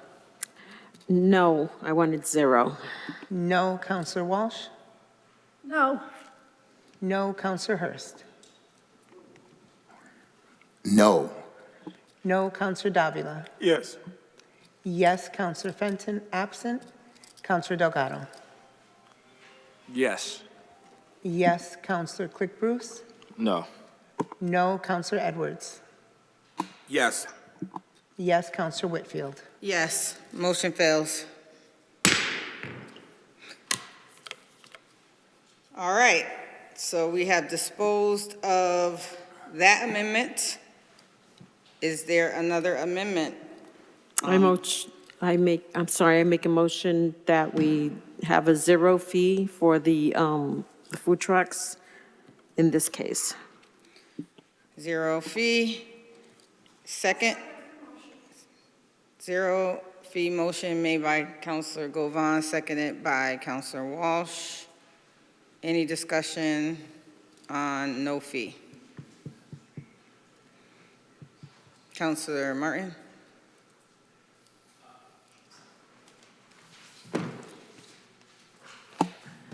So I'm going to say no to the no fee. I'll be happy to pass a motion to say 250 initial and then 100 per year. Yeah, I'm going to have to say no either for the no fee. I think that, people have to have some sort of, they already have skin in the game, but we do have some cost from the city standpoint that we need to recover every time we send somebody out there. And so, for the very least, for gas money. And so I'm going to have to say no, but if that fails, I do intend to cut that 250 maybe in half. To 125. We do have, in my opinion, to have some sort of a fee in this. Thank you. Madam President, may I amend the motion to $100 a year? That's a good thought. I'm sorry. Thank you. A good thought, we can settle over 125 a year? See, Look at the negotiations Madam Chair. going on, Counselor Perez. Yeah, I'm open to suggestions. I just don't want to see a 0 fee because of agree. the other I agree. businesses. You know what I'm saying? I think the 125 a year is a good compromise. And you know what? I will support the 125, but I will not support the 0. Okay, one moment. Counselor Hurst, followed by Counselor Martin. No? Or, I mean, I'll do. I can amend my motion to 125. Will you second it? Okay, so motion, the amendment to the fees are now 125 per year. Motion made by Counselor Govan. Oh, I'm sorry. The amendment is now 125 per year. Motion made by Counselor Govan, seconded by Counselor Walsh. Any? Could I point of clarification? The motion I had was 250. Your microphone. Yes. And from my motion, I was willing to lower it to 125. Okay. So that has to be read. Thank you. Okay, so this is a new motion. The one that you put forward failed. This is a new motion made by Counselor Govan, seconded by Counselor Walsh. 125 per year. End of story. No renewal fee. 125 per year. Going once. Counselor Martin, did you have something to say? I would be open to vote for the 125 a year. I was going to suggest 150 initial fee, 100 per year. Well, But if we got this if 125 is fine. to deal with. Okay. Yes, we're dealing with that motion. Yeah, I'm kind of with, I'm with you guys. I appreciate the back and forth. I guess, Chris, is there any more work done on the initial setup for these applications than there is on the renewal to justify having slightly bigger initial fee. No, when we had the renewal for the food trucks on the public way, the reason why we were doing it for renewal is so that if a vendor had a location, that they couldn't get bounced out by somebody new. That was the whole idea of the renewal, that somebody could just keep that space moving along. So if we just change it to, the 125 per year, and this goes back to before we even knew what was going on for food trucks. In the public way, we're probably dealing with 20 applications a year. Okay. Anyway, so I don't see that as an issue. All right, so I think I'd be willing to support that. I still think we should be assessing it to the landlord to keep them involved and making sure that, one, they know that what's going on their property. But that was my one caveat, is because they're already going to get charged a permit, a space fee, and then this, just charge it to the landlord. And if the landlord tries to up it, then they go to somebody else who's not going to, price gouge them. That was my thing. But I'm not trying to complicate it. I know we got 9 minutes left, but that's my. Thank you, Councilor Delgado. Anybody else on the 125 per year? Can we all vote on it? We ready? Okay. Madam Clerk, please call the roll. On the motion to amend the fee to $125 per year, Councilor Santinello, absent. Councilor Martin. Yes. Yes, Councilor Perez. Yes. Yes, Councilor Brown, absent. Councilor Govan. Yes. Yes, Councilor Walsh. Yes. Yes, Councilor Hurst. Yes. Yes, Councilor Davila. Yes. Yes, Councilor Fenton, absent. Councilor Delgado. Yes. Yes, Councilor Click Bruce. Yes. Yes, Councilor Edwards. No. No, Councilor Whitfield. Yes, amendment passed. We are not done. If I may, Madam President, just 2 points. When we do an ordinance, the document ends up going to the city clerk's office that gets posted. As I mentioned here tonight, I will make the necessary edits and send it to the councilors just to make sure I didn't miss anything. And then it will go to the councilor. The other item that I was going to state, that we probably wouldn't initiate this till most likely June 1st. That we would spend a month or two at least just putting notices out to all the existing vendors. We're not going to show up tomorrow morning and get that done. I will put that together in some notifications to the councilors over the next couple of weeks. The whole thing. So all the amendments, 1 through 5 or 6, whatever it is, I can't keep count anymore. 5 amendments. So now we are voting on the entire ordinance. Okay? Any discussion on the ordinance? We have 7 minutes. So a quick point of clarification, ma'am. Yes. Did we settle I might have missed it, the residential area? I think, I Which feel like one that was was that? in, did they cannot operate in residential areas? Yes. 50 feet and 100 feet for Okay, that's, generation? okay. Right, Yeah. right. Yeah. Thank you. Okay, so, yes, Councilor Hurst? Madam President, I just want to thank Councilor Click Bruce. This was certainly a Herculean lift, and we appreciate you for it, and I think the city will be better off for it. So thank you, and thank you, Chris Signoli, as well, for all of your assistance. Thank you, Chris. Councilor Click Bruce, thank you for having all the meetings that you had, and you did it expeditiously at the request of councilors and at the request of the community, and that's how the work is supposed to get done. So definitely appreciate your work. Could we give thanks to the whole subcommittee? Thank you. I give thanks to the whole subcommittee. For the records. But Councilor Click Bruce was by himself the last time. But thank you, subcommittee. Thank you, Chris. But especially thank you, Councilor Click Bruce. All right, now let's vote on this final item of tonight. Madam Clerk, please call the roll. On amending Chapter 279, peddling and soliciting, second and final step, Councilor Santinello, absent. Councilor Martin.